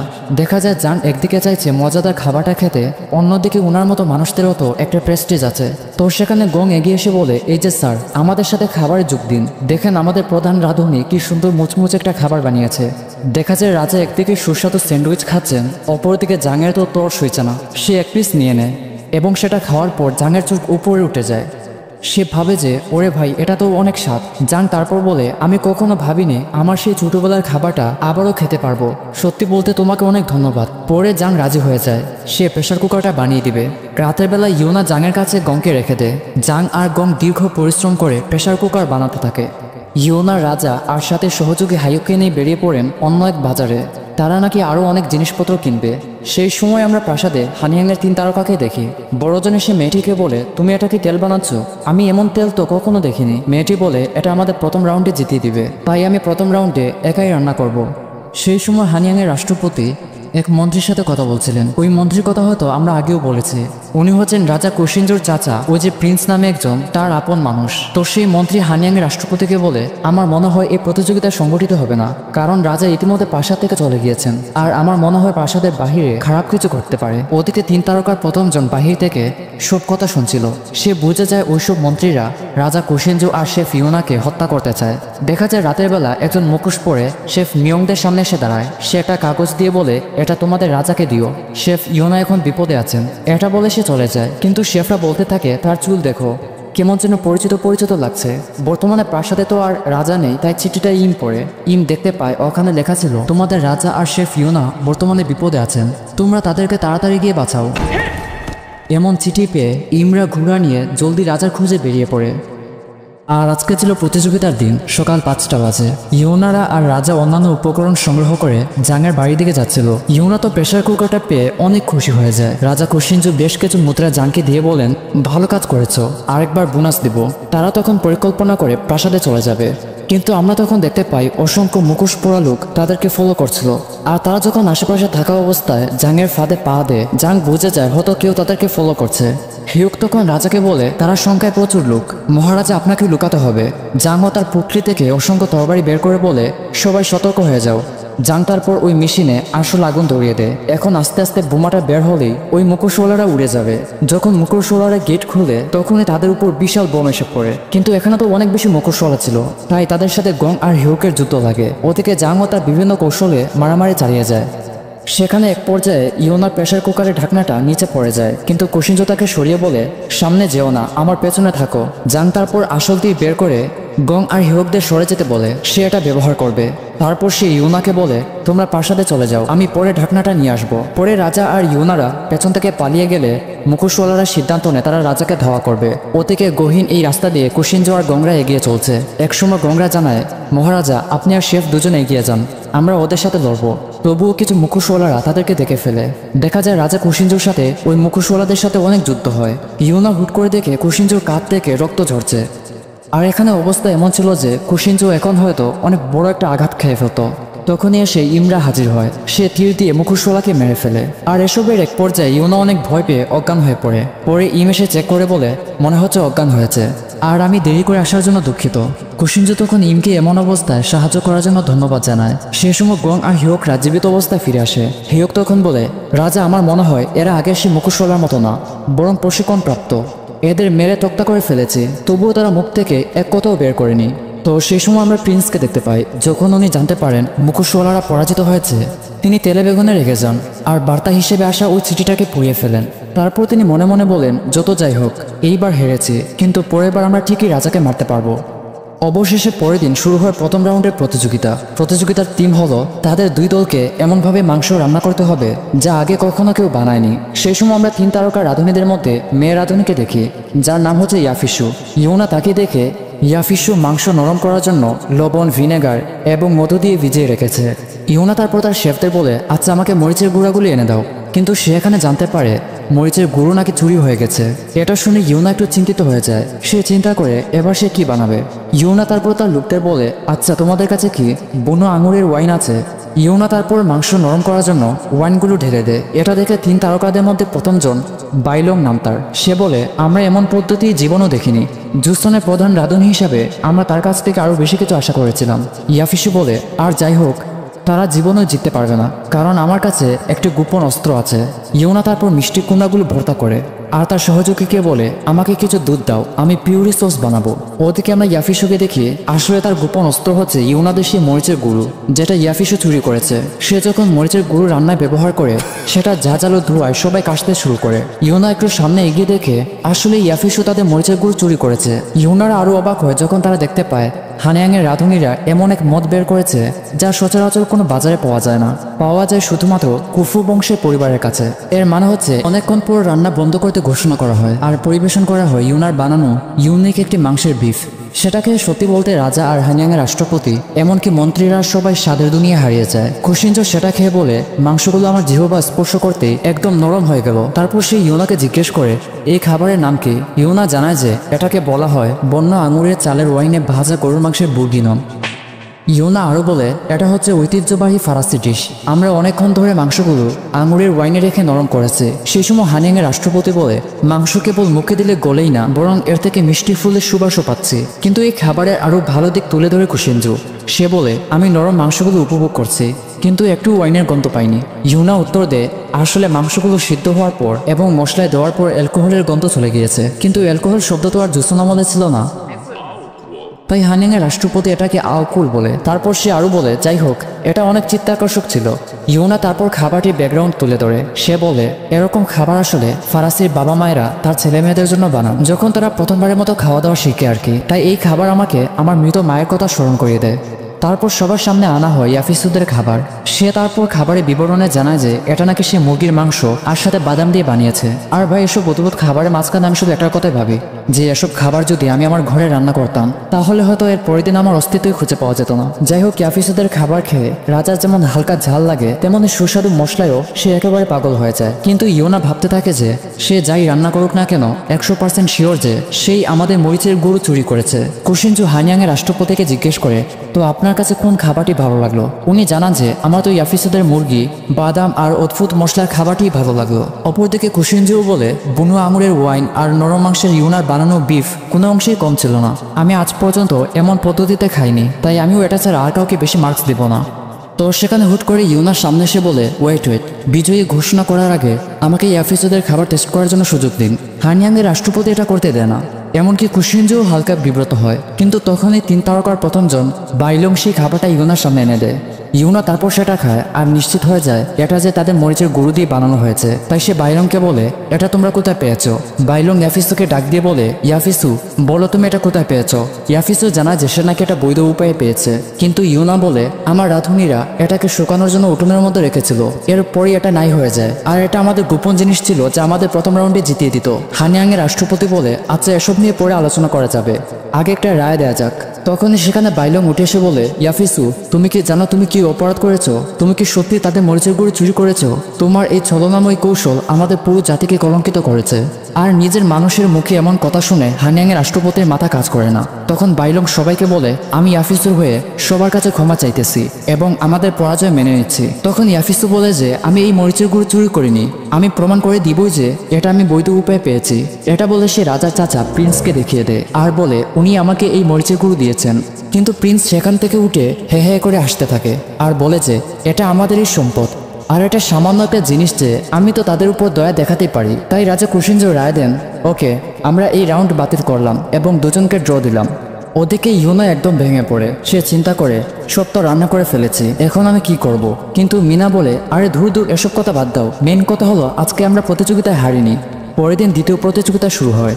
ইউনা একটা হাঁসের রেসিপি বানায় যা আসলে খুবই ইউনিক ছিল। আর 3 তারকাদের মধ্যে বাইলং যে সে বানায় পদ্ম পাতা দিয়ে একটা ডিশ। সে এক্সপ্লেন করে যে একবার আমি যুদ্ধে আহত হয়ে জুসুনে গড়িয়ে এসেছিলাম, সেখানের এক মন্দিরের সন্ন্যাসী আমাকে এই স্যুপ খাইয়েছিলেন। কিন্তু আশ্চর্যজনক ব্যাপার যে হানিয়াংয়ের রাষ্ট্রপতি ইউনাকে মার্কস দেয় মাত্র 1, আর কুশিনজু তো সরল মনে বাইলংয়ের খাবারকে 8 দিয়ে দেয় এবং সেখানে অনেক ঝামেলা হয় এবং আগের মতোই এই রাউন্ডও ড্র হয়ে যায়। রাতের বেলা ইউনা রাজার সাথে বসেছিল। রাজা তাকে একটা চা খেতে দেন। ইউনা তো ভেবেছিল এগুলো হয়তো ওয়াইন হবে, কিন্তু সে যখন চায়ের কাপে আটকে থাকা রাতের চাঁদ দেখে তার অজান্তে মুখ ফুটে বেরিয়ে আসে, ওয়াও কি চমৎকার। কুশিনজু বলে, তুমি টেনশন করো না, পরের পর্বে যদি হেরে যাও তাহলে আমি হানিয়াংয়ের রাষ্ট্রপতির সামনে মাথা নত করবো। কিন্তু ইউনা বলে, না মহারাজ, আপনাকে এটা করতে দিব না, আমি এমন কিছু রান্না করব যা আমাদেরকে জিতিয়ে দিবে। তো সেখানে হুট করে ইউনার গরম চা তার হাতে পড়ে যায়। রাজা জলদি করে দাওয়াখানার লোকদের ডেকে নেয়। কুশিনজু তারপর ইউনাকে ধরে বলে, তোমার ব্যথা শুধুমাত্র ব্যথা না, এটা আমাকেও দ্বিগুণ ব্যথা দেয়। যাই হোক, অবশেষে পরের দিন শুরু হয় 3 নম্বর রাউন্ড। बावर्ची सिंह तुम इनको सपोर्ट करो।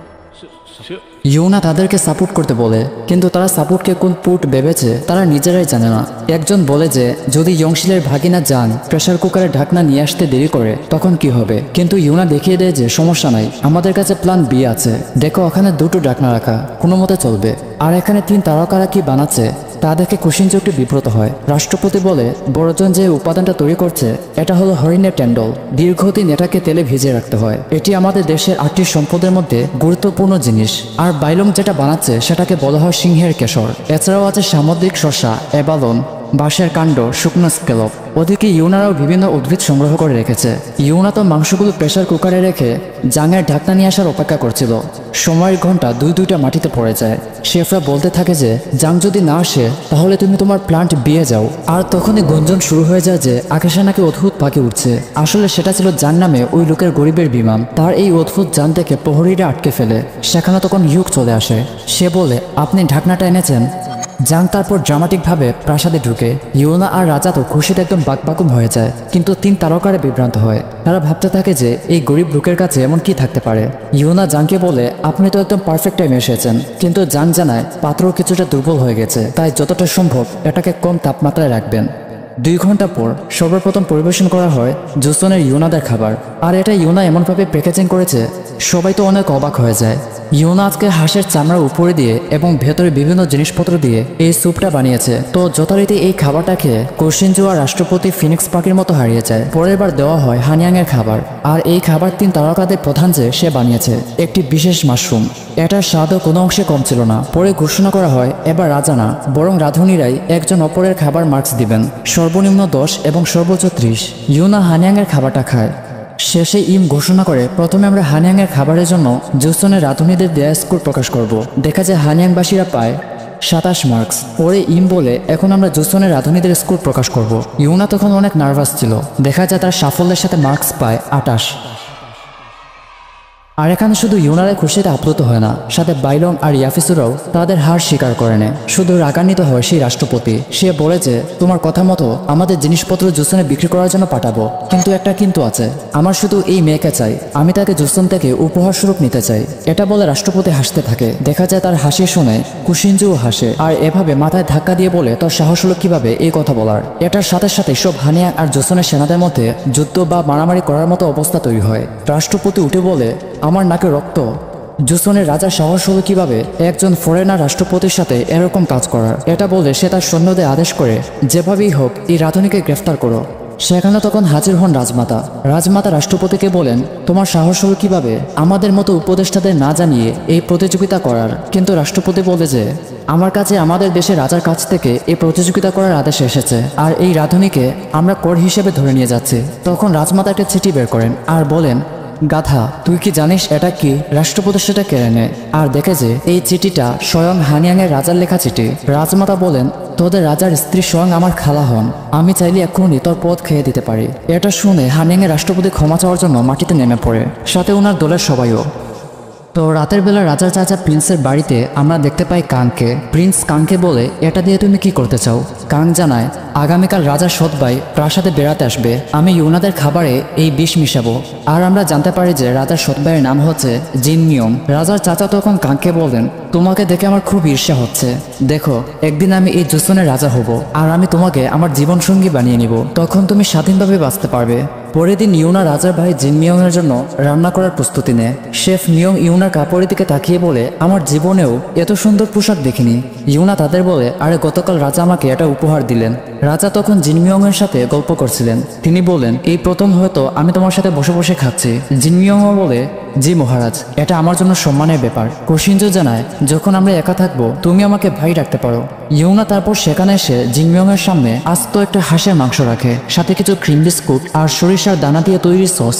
জিনমিয়ং সেগুলো অনেক উপভোগ করে খায়, আর সে জানায়, প্রধান রাঁধুনি, আমি এমন সুস্বাদু খাবার কখনো খাইনি। ইউনা বলে, ধন্যবাদ ছোট রাজা। অন্যদিকে 3 তারকা চলে যাচ্ছিল, আর তাদের সাথে ইউনাদের একটা ভালো সম্পর্ক তৈরি হয়েছিল। বাইলং বলে, তোমার সাথে আমি আরেকবার প্রতিযোগিতায় নামবো, তবে এরকম জায়গায় নয়। বাইলং যাওয়ার সময় বলে, প্রধান রাঁধুনি, আমি অন্য দেশের রাজনীতি সম্পর্কে আগ্রহী নই, কিন্তু রাজাকে সবসময় সাবধানে থাকতে বলো। এমনকি তোমরা যখন ঘুমাবে তখন দরজা জানালাগুলো খুব ভালো করে লাগাবে। তো রয়্যাল কিচেনের শেফের সবাই যার যার কাজ শেষ করে ঘুমানোর জন্য নিজেদের ঘরের দিকে যাচ্ছিল। সেখানে তখন হুট করে আসেন কুশিনজোর সৎমা, জিয়ংমিনের মা। তিনি ইউনাকে থাপ্পড় দিয়ে বলেন, তুমি আর কখনো কারোর জন্য খাবার পাকাবে না। ইউনা তো কিছু বুঝতে পারে না। তখন কুশিনজোর সৎমা বলেন, তোমার বানানো হাঁসের মাংস খেয়ে আমার ছেলে মৃত্যুর সাথে লড়াই করছে। তারপর ইউনাকে তারা সবাই ধরে নিয়ে যায়। আর এখানে আমরা জানতে পারি জিনমিয়ংকে যে ডক্টর চিকিৎসা করাতে এসেছেন সেই ডক্টরও কাংয়ের মানুষ।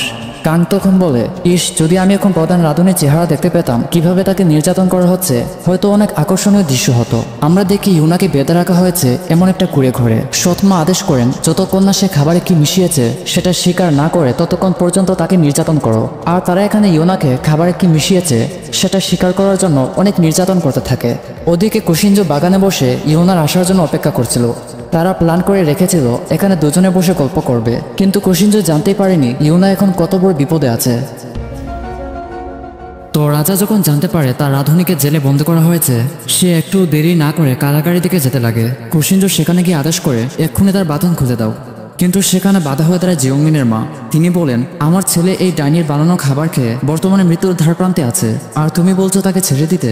কোশিনজো জানায়, তুমি আমার সৎমা না হলে তোমাকে এক্ষুনি মেরে ফেলতাম, আর ওই হাঁসের মাংস আমিও খেয়েছি, কই আমার তো কিছু হয়নি। জিওংমিনের মা বলেন, এর জন্যই তো আমি আপনার উপর সন্দেহ করছি। আপনার ভয় হচ্ছে জিওংমিন বড় হয়ে গেলে সে আপনার সিংহাসন দখল করবে। কোশিনজো প্রচন্ড রাগান্বিত হয়ে তার তরবারি বের করে। তখনই ইউনা বলে ওঠে, মহারাজা আপনি এটা করবেন না। ইউনা মহারাজাকে এরকম কাজ করতে নিষেধ করে, আর সে জানায় যে তুমি যদি আমাকে পছন্দ করো তাহলে আমাকে নির্দোষ প্রমাণ করে এখান থেকে বের করো। পরের দিন রাজা জিওংমিনকে দেখতে আসে, আর সে দেখে যে জিওংমিন নাকি আগে থেকে কিছু গুল্ম বা ভেষজ জাতীয় ওষুধ গ্রহণ করত। তখন ডক্টর বলে তার স্বাস্থ্য দুর্বল হওয়ার কারণে এগুলো ভিটামিন হিসেবে খাওয়ানো হয়। আর এখানে তোমাদের বলে রাখি, এই ডক্টর কিন্তু কাঙের সেই ডক্টর না, তিনি শুধুমাত্র এই প্রাসাদের একজন ডক্টর। কোশিনজো তারপর সেই ওষুধগুলো চেক করার জন্য নিয়ে নেয়। সেই সময় রাজমাতা আসেন ইউনার কাছে আর বলেন যে তোমাকে শুধু একটাই প্রশ্ন করব, তুমি কি সত্যি জিওংমিনকে মারার চেষ্টা করেছিলে, নাকি মহারাজা তোমাকে এটা করতে বলেছেন? ইউনা জানায় যে একদমই না, মহারাজা যদি চাইতেন তাহলে তিনি সবার সামনেই কাউকে মারতেন। রাজমাতা তারপর ইউনাকে বলেন, পুরো প্রাসাদে গুজব রটে গেছে, সবাই মহারাজাকে সন্দেহ করছে, আর কিছুদিন চলে গেলে তারা তোমাকে উইগিয়ম প্রদেশে পাঠানো হবে শুধুমাত্র তোমাকে নির্যাতন করার জন্য। তাই সময় থাকতে নিজেকে নির্দোষ প্রমাণ করো। ইউনা যখন রয়্যাল কিচেনে ফিরে আসে, মিনা আর শেফ মিয়ংরা তাকে দেখে যার পরিণা খুশি হয়। ইউনা বলে যে আরে আমাকে রাজমাতা ছাড়িয়ে দিয়েছেন, সময় দিয়েছেন মাত্র 3 দিন, এই 3 দিনের ভেতরেই নিজেকে নির্দোষ প্রমাণ করতে হবে। কোশিনজো তখন বাহিরে ইউনার কণ্ঠ শুনতে পায়। সে ভেবেছিল এটা হয়তো তার মনের ভুল হবে। তারপর সে এক টান দিয়ে ইউনাকে নিজের কাছে নিয়ে নেয় আর বলে যে আমি তোমাকে মিস করছিলাম। তারপর সে ইউনাকে তার সাথে ডিনার করার জন্য বলে, কিন্তু ইউনা জানায় আপনি এমন কিছু করতে পারেন না, প্রাসাদে এমনিতেই নানান ধরনের গুজব রটে গেছে। কোশিনজো জিজ্ঞেস করে, যাই হোক তুমি কিভাবে জেল থেকে বের হলে? ইউনা জানায়, রাজমাতা আমাকে 3 দিনের সময় দিয়েছেন, এর ভেতরে সত্য উন্মোচিত করতে হবে। এই ঘটনা শুনে কাং অনেক রাগান্বিত হয়ে যায়। সে বলতে থাকে, রাজমাতা হয়তো বুড়ি হয়ে গেছেন, তার বুদ্ধি সুদৃশ্য হারিয়ে গেল নাকি। কিন্তু সহযোগী বলে, উত্তেজিত হবেন না ম্যাম, ওই রাধুনীকে 3 দিন সময় দেওয়া হয়েছে, এর ভেতরে সে যদি প্রমাণ বের করতে না পারে তাহলে আরো বড় শাস্তি দেওয়া হবে। কিন্তু এর মধ্যে প্রথম দিন কেটে যায়, দ্বিতীয় দিনও কেটে যায়। ইউনা রুমে ফিরে মিনাকে বলে, 2 দিন হয়ে গেল অথচ আমি এখনো কিছুই বের করতে পারছি না। মিনা জিজ্ঞেস করে, তোমার হাতে ওই পুটলিটা কিসের? ইউনা জানায়, এটা জিওংমিনের ওষুধ, রাজা চেক করতে বলেছেন। আর আমরা হয়তো আগের পর্বগুলোতে বলেছি মিনার ঘ্রাণ শক্তি ছিল অন্যদের থেকে একদমই আলাদা। সে ওষুধে ঘ্রাণ শুকে শুকে বলে, আর এখান থেকে ইঁদুরের গন্ধ বের হচ্ছে, মনে হচ্ছে ইঁদুরের গু। ইউনা সেটা হাতে নিয়ে বলে, আরে হ্যাঁ, গন্ধটা একদমই বাজে। এর মধ্যে 3 নাম্বার দিন খবর আসে রাজা নাকি অসুস্থ হয়ে গেছেন। প্রাসাদের ডক্টর জানায় রাজার মাঝে সেই লক্ষণগুলো পাওয়া গেছে, যে লক্ষণগুলো আবার জিওংমিনেরও। তারপর কোশিনজো যখন জানতে পারে খাবারে নাকি আসলে ইঁদুরের মিশানো ছিল, সে চাচ্ছিল পেট থেকে তার খাবার সব ফেলে দিতে, কিন্তু এটা তো আর সম্ভব না। পরে কোশিনজো প্রাসাদের ডক্টরকে আদেশ করে, জলদি জলদি এই রোগের প্রতিকারক বের করো। ওদিকে ইমরা তদন্ত করে জানতে পারে জিওংমিনকে যে ওষুধ দিত তার নাম হচ্ছে ইউবান। আর এখানে বলে রাখি, ইউবান হচ্ছে কাঙের মানুষ, কিন্তু ইমরা ইউবানের বাড়ি খুঁজতে গিয়ে দেখে সে পালিয়ে গেছে। সেই সময় আমরা ইউবানকে দেখি সে আসলে দেশ ছাড়ার পরিকল্পনা করছিল, কিন্তু কাঙের এক সহযোগী আবার তার পিছু ছাড়ছে না। তাই সে তার কাঁটা দিয়ে সহযোগীকে মারতে গেলে সেখানে গং এসে উপস্থিত হয়। সে জানায়, তাহলে তুমি সেই বালিকা যে আমার বড় বোনকে মেরেছে। ইউবান গঙের উপর ঝাঁপিয়ে পড়ে, কিন্তু গং বলে, কোনো ইন্ট্রো দেওয়ার আগে তুমি একদম গল্পে চলে গেলে, তোমার মতো পচা মহিলাদের নরকে বসবাস করা উচিত। তারপর এখানে অনেক ফাইট হয়। ইউবান একসময় গংকে এভাবে ধরে বলে, মরে যখন যাচ্ছ তাহলে তোমাকে সত্যটা বলে ফেলে, তোমার বোন কাঙের আদেশে মারা গেছে, কারণ সে মহারাজের খুব কাছের মানুষ হতে চেয়েছিল। গং কাঁদতে কাঁদতে বলে, তোমরা আমার বোনকে একটা তুচ্ছ বিষয়ের জন্য মেরেছো, তোমরা তো মানুষ হওয়ার যোগ্যই নও। ইউবান যখন গংকে মারতে যাবে তখনই গং জুড়ে আঘাত করে। পরে সে ইউবানকে এভাবে বেঁধে রাখে। কাঙের সহযোগী বলতে থাকে, দয়া করে আমাকে বাঁচান, কিন্তু গং বলে, ঠিক আছে, তবে সত্যিটা বললে তোমাকে রেহাই দিব। গং এখানে জানতে পারে সবকিছুর পেছনে তাহলে কাঙের হাত ছিল, রাজার নয়। অথচ এতদিন সে রাজাকে ভুল বুঝেছিল। এজন্য গং সেদিন শালবুজি বনে তীরে চুড়ে রাজাকে মারতে চেয়েছিল, কিন্তু ওই সহযোগী আবার বলে কাঙের পেছনে আরো একজন লোক আছে, কিন্তু সে বলার আগে কেউ একজন লুকিয়ে এসে তার উপর তীর ছুঁড়ে। পরের দৃশ্যে আমরা রাজাকে দেখতে পাই, প্রাসাদের ডক্টর ওনাকে রোগের প্রতিকারও কিনে দেয়। রাজা সেটা খাওয়ার পর সে চলে যায় জিওংমিনের কাছে, কিন্তু জিওংমিন সেটা খেলে সে অসহ্য যন্ত্রণা ছটফট করতে শুরু করে। ডক্টর বলে যে তার শরীরে এই ওষুধ খাওয়ার মতো পুষ্টি এবং শক্তির অভাব রয়েছে। সেই সময় ইউনা বলে, তাহলে আমি জিওংমিন জিওংমিনের জন্য পুষ্টিকর খাবার বানিয়ে আনছি। জিওংমিনের মা বলে ওঠেন, ডাইনিটা কি পালিয়ে যাওয়ার পরিকল্পনা করছে? তখন কুশিনজুর ফুপুরা বলেন, আমাদের মনে হয় রাধুনি পালিয়ে যাওয়ার পরিকল্পনা করছে না। যদি সে এটা করতো তাহলে এখানে সে আসতো না। কুশিনজু তখন ইউনাকে আদেশ করে, রান্না করা চালিয়ে যাও। ইউনা তারপর রয়্যাল কিচেনে ফিরে আসে। সে মিনাকে জানায়, আমরা একটা পুষ্টিকর খাবার বানাবো। মিনা, তুমি সাদা ভাত দিয়ে লাউ আকৃতির চালের কেক বানাও। শেফ মিয়ং, তুমি গমের আঠা দিয়ে ময়দা নরম করো।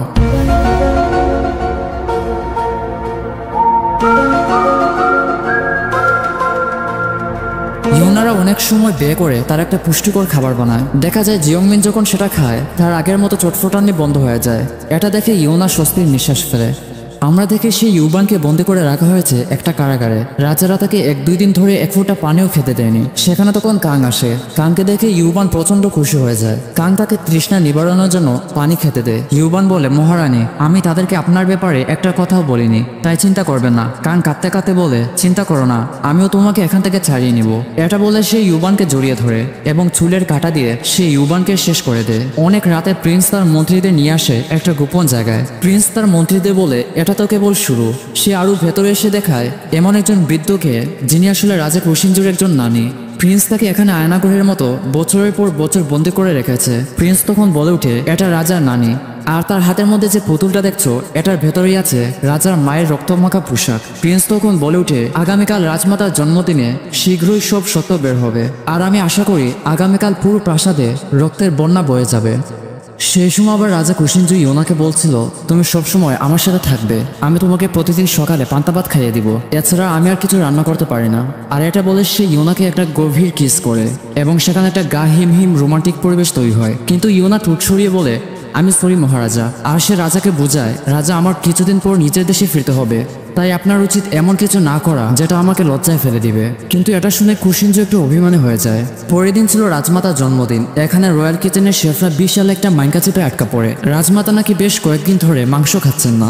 কিন্তু এরকম একটা জাঁকজমকপূর্ণ অনুষ্ঠানে কিভাবে মাংস ছাড়া অন্য খাবার উপস্থাপন করা যায়? ইউনা যখন রান্না প্রস্তুত করে চলে যাবে তখনই তার পকেট থেকে কিছু একটা পড়ে যায়। মিনা বলে, এটার গন্ধ খুবই মিষ্টি, আমার মনে হচ্ছে এটাতে লিকুরিস এবং জেক্সিওলের গন্ধ পাচ্ছি। মিনা চলে গেলে ইউনা মনে মনে বলে, আমি রাজার জন্য চকলেট বানিয়েছি, কিন্তু বাপরে, এই মেয়ের নাক আল্লাহ কি দিয়ে বানাইছে। যাই হোক, অবশেষে রাজমাতার জন্মদিন উপলক্ষে এক এক করে জাঁকজমকপূর্ণ অনুষ্ঠান শুরু হয়। রাজমাতা তখন ইউনার বানানো খাবার খান। তখন তিনি ইউনাকে বলেন, এই সুস্বাদু খাবারটা মাংসের মতো, এটা কি দিয়ে বানিয়েছো? ইউনা জানায়, এটা সয়াবিন দিয়ে তৈরি রাজমাতা। আমি শুনেছি আপনি নাকি সম্প্রতি মাংস খাচ্ছেন না, তাই মাংসের পরিবর্তে আমি বেগুনের পাই দিয়ে এমনভাবে বানিয়েছি যেটা আসলে মাংসের মতোই। একটু পর কেউ একজন নৃত্য পরিবেশন করে, কিন্তু সবাই একটু বিভ্রান্ত হয়, কারণ মুখোশোলা চোখ হাত সব রাজার মতো ছিল। একজন মন্ত্রী বলে, আমি গত 10 বছরে রাজাকে কখনো নাচতে দেখিনি। রাজা তারপর নাচতে থামিয়ে বলে, দাদি, ফুল সবসময় শুকিয়ে যায়, তবুও প্রতিবার বসন্ত আসে। আমি কামনা করি তুমি সবসময় সুস্থ জীবনযাপন করো। তখন আমরা বাহিরে প্রাসাদের হিসাবরক্ষককে দেখতে পাই। তার পাশে লুকানো অবস্থায় ছিল রাজার নানি। তারা যখন সেখানে ঢুকে সবাই অনেক বিভ্রান্ত হয়। হিসাবরক্ষক তারপর রাজার সামনে একটা সুটকেস রেখে বলে, আপনি আমাকে যে মামলা দিয়েছিলেন আমি সেটা খুঁজে পেয়েছি। এগুলো দেখে রাজমাতার মাথায় যেন আকাশ ভেঙে পড়ে। রাজা জিজ্ঞেস করে এই মহিলাকে। হিসাবরক্ষক জানায়, আপনার মাকে বিষপান দিয়ে হত্যার পরে তিনি কিছুটা পাগল হয়ে গেছেন। কুশিনজু উনার সামনে গিয়ে বলে, নানি আমাকে চিনতে পেরেছেন? কিন্তু উনি শুধু মাথা পেতে বলেন, দয়া করে আমার মেয়েকে বাঁচান, দয়া করে আমার মেয়েকে বাঁচান। তো রাজমাতার সব মন্ত্রীরা যখন উঠে যাওয়ার জন্য প্রস্তুতি নেয়, রাজা গর্জন দিয়ে বলে, দয়া করে সবাই বসে যাও। সে তারপর তার সচিব ইমকে বলে, এখানে যা যা লেখা আছে সব জুড়ে জুড়ে পড়ো। ইম এখানে যা পড়ে তার সারমর্ম হচ্ছে, অনেক বছর আগে প্রাসাদে একমাত্র পাওয়ারফুল ব্যক্তি ছিলেন কুশিনজুর মা, যা সহ্য করতে পারেনি রাজমাতা আর কুশিনজুর ফুপুরা। তারা জোর করে কুশিনজুর মাকে বিষ পান করিয়ে হত্যা করে। এই সব কিছু শুনে কুশিনজু একটু সহ্য করতে পারে না। তার মায়ের রক্তমাখা কাপড় যখন কুশিনজুর নানি বের করেন, রাজা আরও রেগে যান। আর এই সব কিছু দেখে প্রিন্স আর কাংরা হাসতে থাকে। তারা ভেবেছিল আজকেই শেষ, সব ধ্বংস হয়ে গেলে আমরাই বসবো ক্ষমতায়। কুশিনজু যখন তরবারি নিয়ে রাজমাতার দিকে এগিয়ে যায়, দেখা যায় ইউনার সামনে এসে বলে, রাজা প্লিজ আপনি এটা করবেন না। কুশিনজু তারপর তরবারি হাতে নিয়ে ইউনাকে মারতে যায়। তখন মিনা আর শেফ মিয়ংরা পাগলের মতো মাটিতে লুটিয়ে পড়ে আর তারা ইউনার প্রাণ ভিক্ষা চায়। তবুও রাজা থামে না। তার যেভাবেই হোক আজকে তার মায়ের হত্যার প্রতিশোধ নিবে।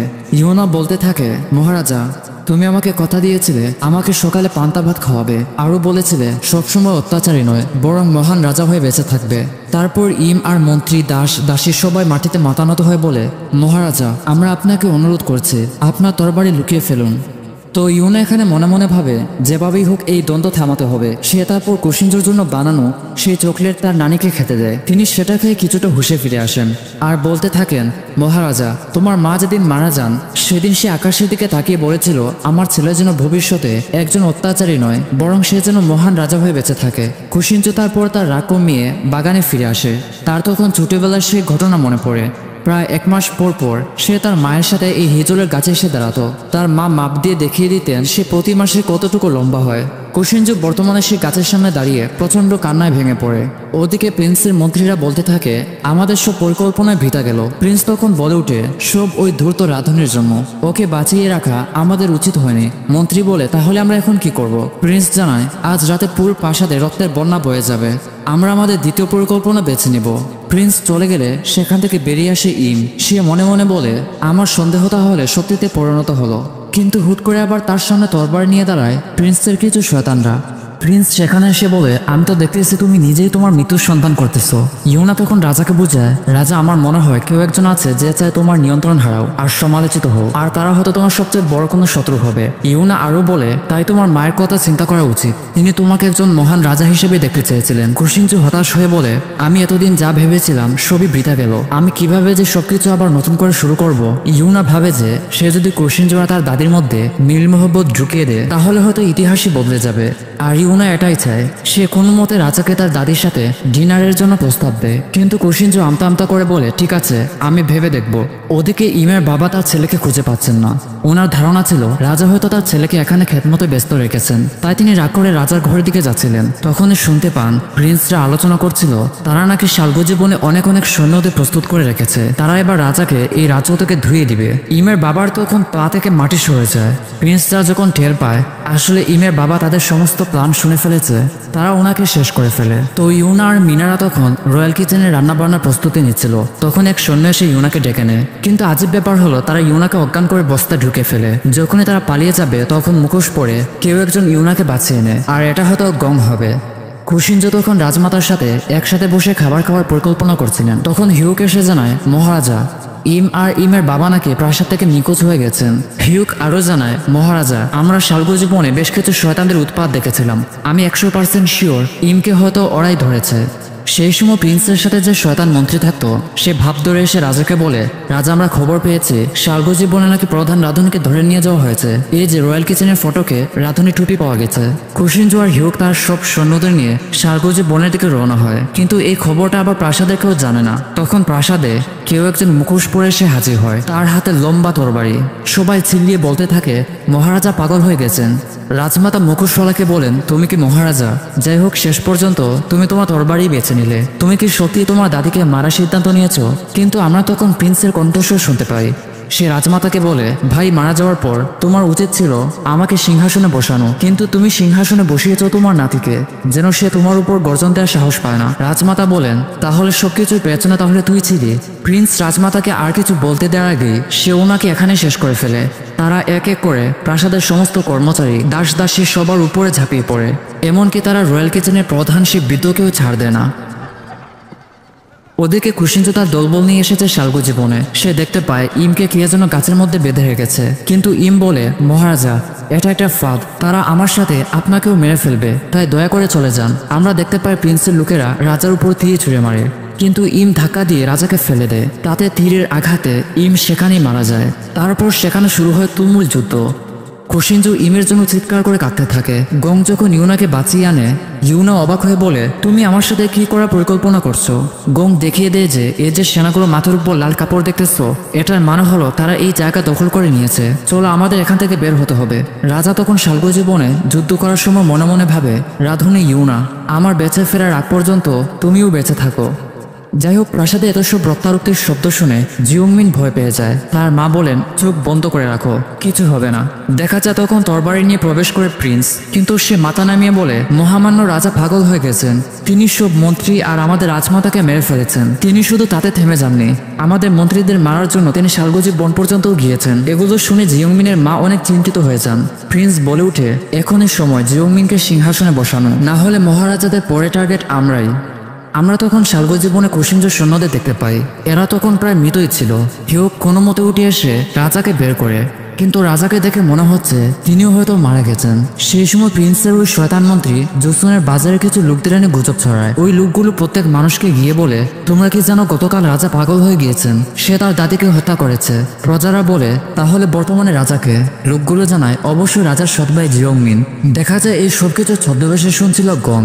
পরের দিন জুসুনের নতুন রাজার পদে জিওংমিনকে বসানো হয় এবং শপথনামা সহ নানান হাবিজাবি কাজকর্ম করানো হয়। সেই সময় আমরা রয়্যাল কিচেনের শেফদের দেখতে পাই। তারা আশেপাশে কি হচ্ছে কিছু বুঝতে পারছিল না। মিনা কাঁদতে কাঁদতে বলে, আমাদের ইউনা কোনো পাপ ছাড়াই মারা গেল। সে বলেছিল সে ভবিষ্যৎ থেকে এসেছে, এখন সে কিভাবে তার বাড়িতে ফিরে যাবে। অন্য শেফরা বলতে থাকে, হয়তো সে অনেক দুঃখে পাগল হয়ে গেছে, তাই আবোল তাবোল কথা বলছে। সেখানে তখন লুকিয়ে গং প্রবেশ করে আর জিজ্ঞেস করে, তোমরা কেমন আছো? সবচেয়ে দুঃখজনক ব্যাপার যে প্রিন্সের লোকেরা শালগজি বন থেকে রাজা কুশিনজুকে ধরে আনে। কুশিনজুর অবস্থা এতটা খারাপ ছিল যে তাকে একদম বন জঙ্গলের মানুষদের মতো লাগছিল। তারা কুশিনজুকে বন্দি করে রাখে জেলখানায়। তখন প্রিন্সের মন্ত্রী রাজার লেখা ওই নোটবুকটা এনে দেয়, যেখানে ইউনার বানানো প্রত্যেকটা রেসিপির কথা কুশিনজু আগের দিনে লিখেছিল। কিন্তু মন্ত্রী বলে, এটাই আপনার শেষ অনুরোধ, তাই বইটা এনে দিলাম, তবে ভুলেও এরকম খাবার খাওয়ার কথা আর ভাববেন না। কুশিনজু মন খারাপ করে মেঙ্গুনোরক নোটবুকে লিখতে থাকে, প্রিয়তম, যখনই তুমি এটা পড়বে তখনই যেন আমার কাছে ফিরে চলে এসো। তখন সেখানে গং লুকিয়ে এসে একটা প্রজাপতির লকেট দেয়, যেটা আসলে অনেকদিন আগে রাজা ইউনাকে জুসনের বাজার থেকে কিনে দিয়েছিলেন। রাজা বুঝে যায় ইউনা এখনো জীবিত আছে। পরের দিন ছিল রাজাকে নির্বাসন দেওয়ার দিন। তারা রাজাকে দূর প্রান্তে এক জঙ্গলে ফেলে আসবে, কিন্তু ইতিহাস অনুযায়ী জুসনের রাজা নির্বাসনের পর দ্রুত বাহিনীরা তাকে মেরে ফেলে। এই সবই জানে ইউনা। তার এটা ভেবে অনেক কষ্ট হচ্ছিল। কুশিনজুর গাড়ি তখন জুসনের বাজারের দিকে আসছিল। মানুষজন তার উপর ঝাঁপিয়ে পড়তে চাইলে সেখানে গোপনে এসে হাজির হয় ইউনা। ইউনা রাজাকে বলতে থাকে, টেনশন করো না, মন সবসময় শক্ত রেখো। কিন্তু হঠাৎ কুশিনজু ইউনাকে দেখে ইউনার সাথে কথা বলার জন্য পাগল হয়ে যায়। রাজাকে যখন তারা জঙ্গলে ফেলে দিবে তখন কেউ একজন তরবারি রাজার উপর রেখে বলে, কিসের নির্বাসন, তোর মৃত্যু এখানেই হবে। কিন্তু হুট করে হিউকরা এসে রাজাকে বাঁচিয়ে নেয়। হিউক কুশিনজুর সামনে তার রাজকীয় তরবারি রাখে। কুশিনজু জানায়, তুমি একদম পারফেক্ট টাইমে এসেছো। সেখানে তখন আবার প্রিন্সটা চলে আসে।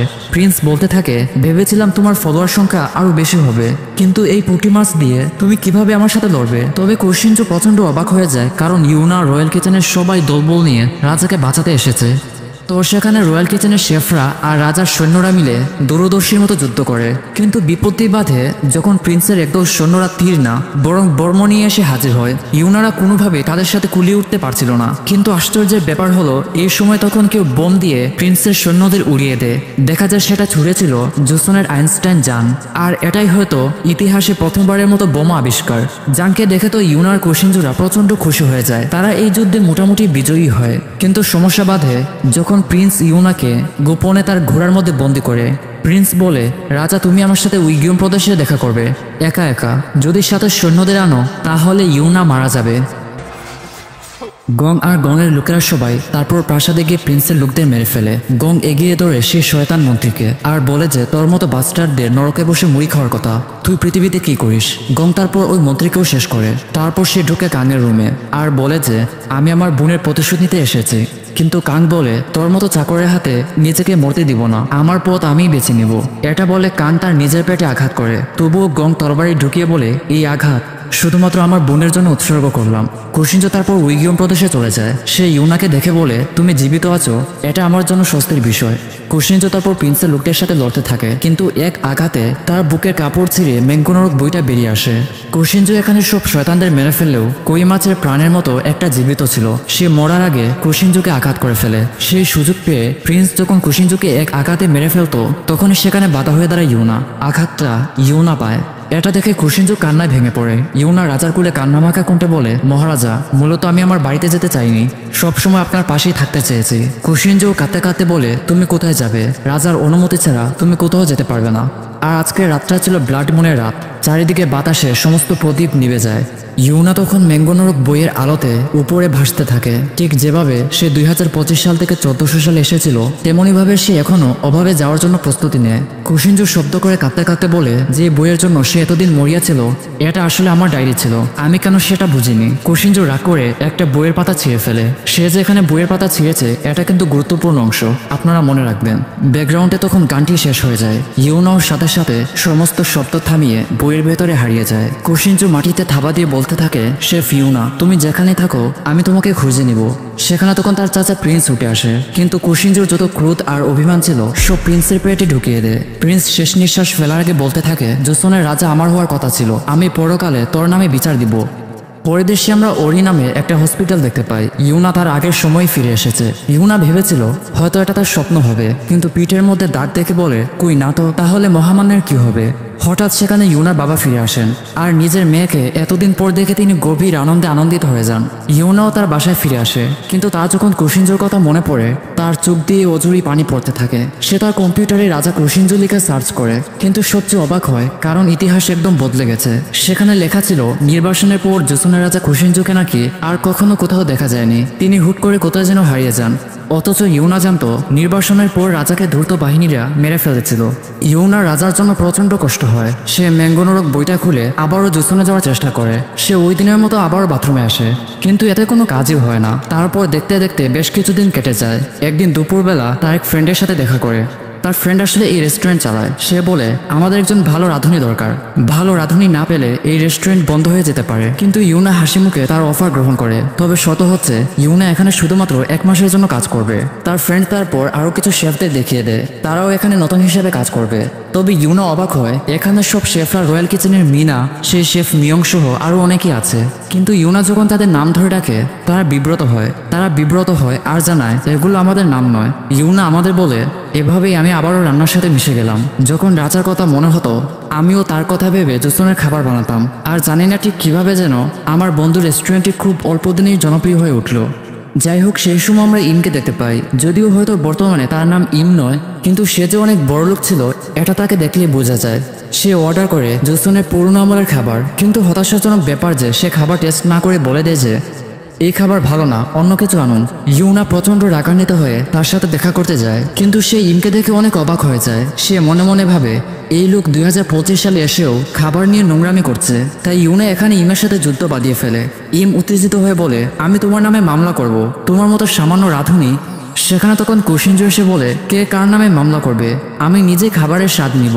ইমকে তারপর গার্ডরা বের করে দেয়। ইউনা বলে, মহারাজ এসব কি? কুশিনজু জানায়, আমি আমার প্রতিশ্রুতি রেখেছি। যাই হোক, তোমাকে যে খুঁজে পেয়েছি এটাই অনেক কিছু। ইউনা অতি আনন্দে আপ্লুত হয়ে রাজাকে জড়িয়ে ধরে। তারপর দেখা যায় যে রাজা কুশিনজু ইউনার বাড়িতে থাকতে শুরু করেছে। সে সকালবেলা ইউনার জন্য খাবার বানাতে গিয়ে পুরো টেবিল একদম জাত অবস্থা করে ফেলে। ইউনা এসে দেখিয়ে দেয় যে এই খাবারগুলো এভাবে বানায় না। তারপর সে কুশিনজুকে এক এক করে রান্না শেখাতে থাকে। যাই হোক, এর মধ্য দিয়ে শেষ হয় বন আপেতিত ইয়োর ম্যাজেস্টি ড্রামাটি।